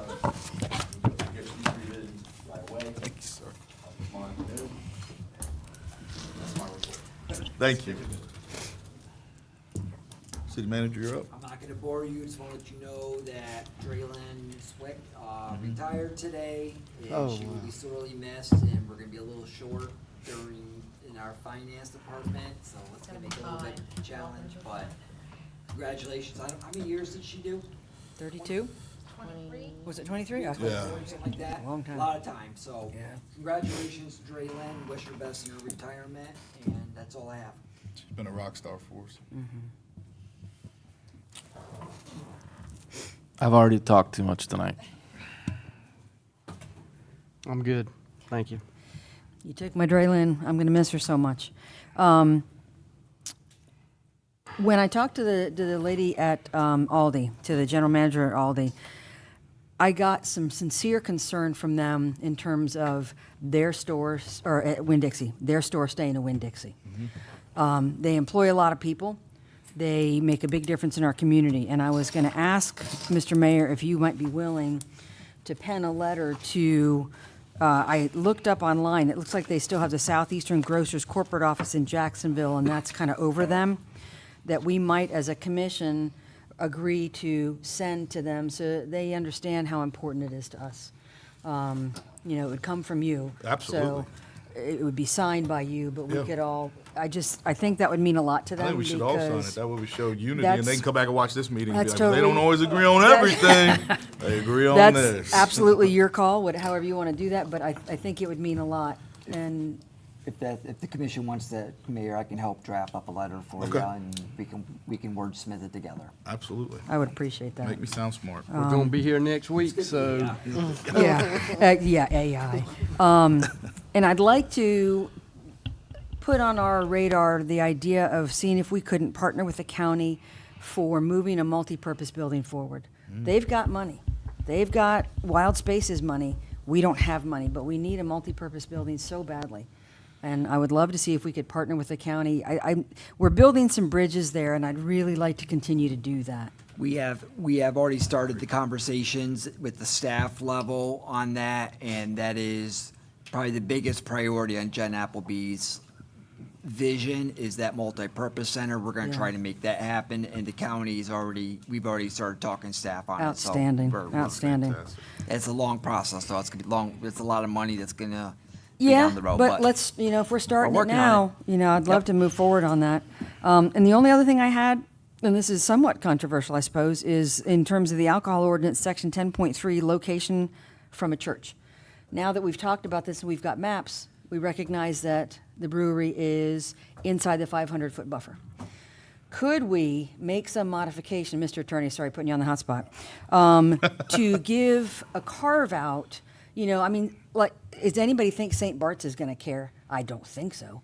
But in order to button that up and make sure that we're compliant, could we modify that ordinance, giving an establishment that wanted to operate within that buffer the ability to petition the church, or that's to get their okay, and have that be cemented for them? Say you got a new pastor, and the new pastor said, "Well, heck no, I wouldn't want them to have to go through that again." We can do whatever we want, but I would, I would want to look at that because there's issues, are they grandfathered? I don't know. Is there an issue of waiver? I mean, there's a lot of issues there potentially because you've got a landowner, you've got a church. I see what you're saying. Right. So we didn't know this prior, I guess. I don't know how that happened. I mean, it would have, I assume, come with a conditional use approval by whatever the commission was at the time. But we couldn't find evidence of that. So in order to make sure that's as clean as possible, because we didn't know that before. When's our next meeting?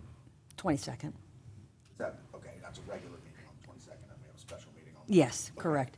I don't think this is that critical in terms of, we've got to get this. It's not like we're going to close them down, but I want it to be. We should get you something on it though, and I think that would be the play. It makes sense now, me and Danielle were talking about this today. Right. Kicking it around about what we thought.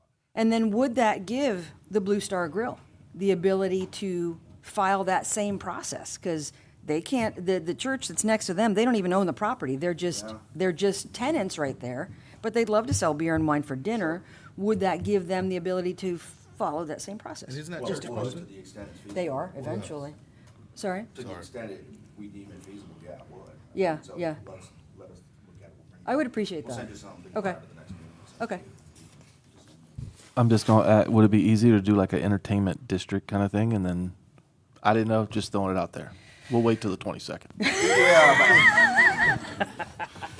No more throwouts, Chad. Thank you. Well, that's what I was thinking, if you're gonna do that, you do it at the LV. You gotta rewrite anyway, coming, that's right, it might be something you address then, but in the short term, this is a Right. acute issue that we probably should deal with that. Right. Okay. Thank you, sir. Appreciate it. I did have just a piggyback recommendation, and I don't know if this is something that we can even recommend, but while we're having a conversation with the county about a multi-purpose center, we have a facility that would be a great performance arts multi-purpose center in our possession already. So why not petition them for a multi-purpose performance arts center with the priests to make it make sense of why we have this building in our possession? It's just an option that I think we should consider. speaking of plays, I am actually in the show this weekend, so I invite anybody that wants to come out. It's free admission at Legacy's Multi-Purpose Center in Alachua at 7 p.m. this Saturday. Our employee of the week is Captain Pearson. He got all the firefighters together and got them trained, and he did a great job at doing that. My last comment for today, and this is nothing against you, Mr. Attorney, but I am not confident in our attorney's office because a lot of times when we ask you questions, you have no idea what we're talking about. And in our city currently, we got a lot of issues that we need a strong attorney, and I am not confident in you being our fill-in attorney. So as to discuss that, you have 3 charter officers, myself, Angela, and Mr. Walker. If you're not comfortable with that, that's a concern, and I will call Mr. Walker next week and let him know about your concerns and give you options on what we can do, or, you know, they can do better, or what our options are. But, you know, I will talk to our charter officer about that. Yeah, I'll let him know as well.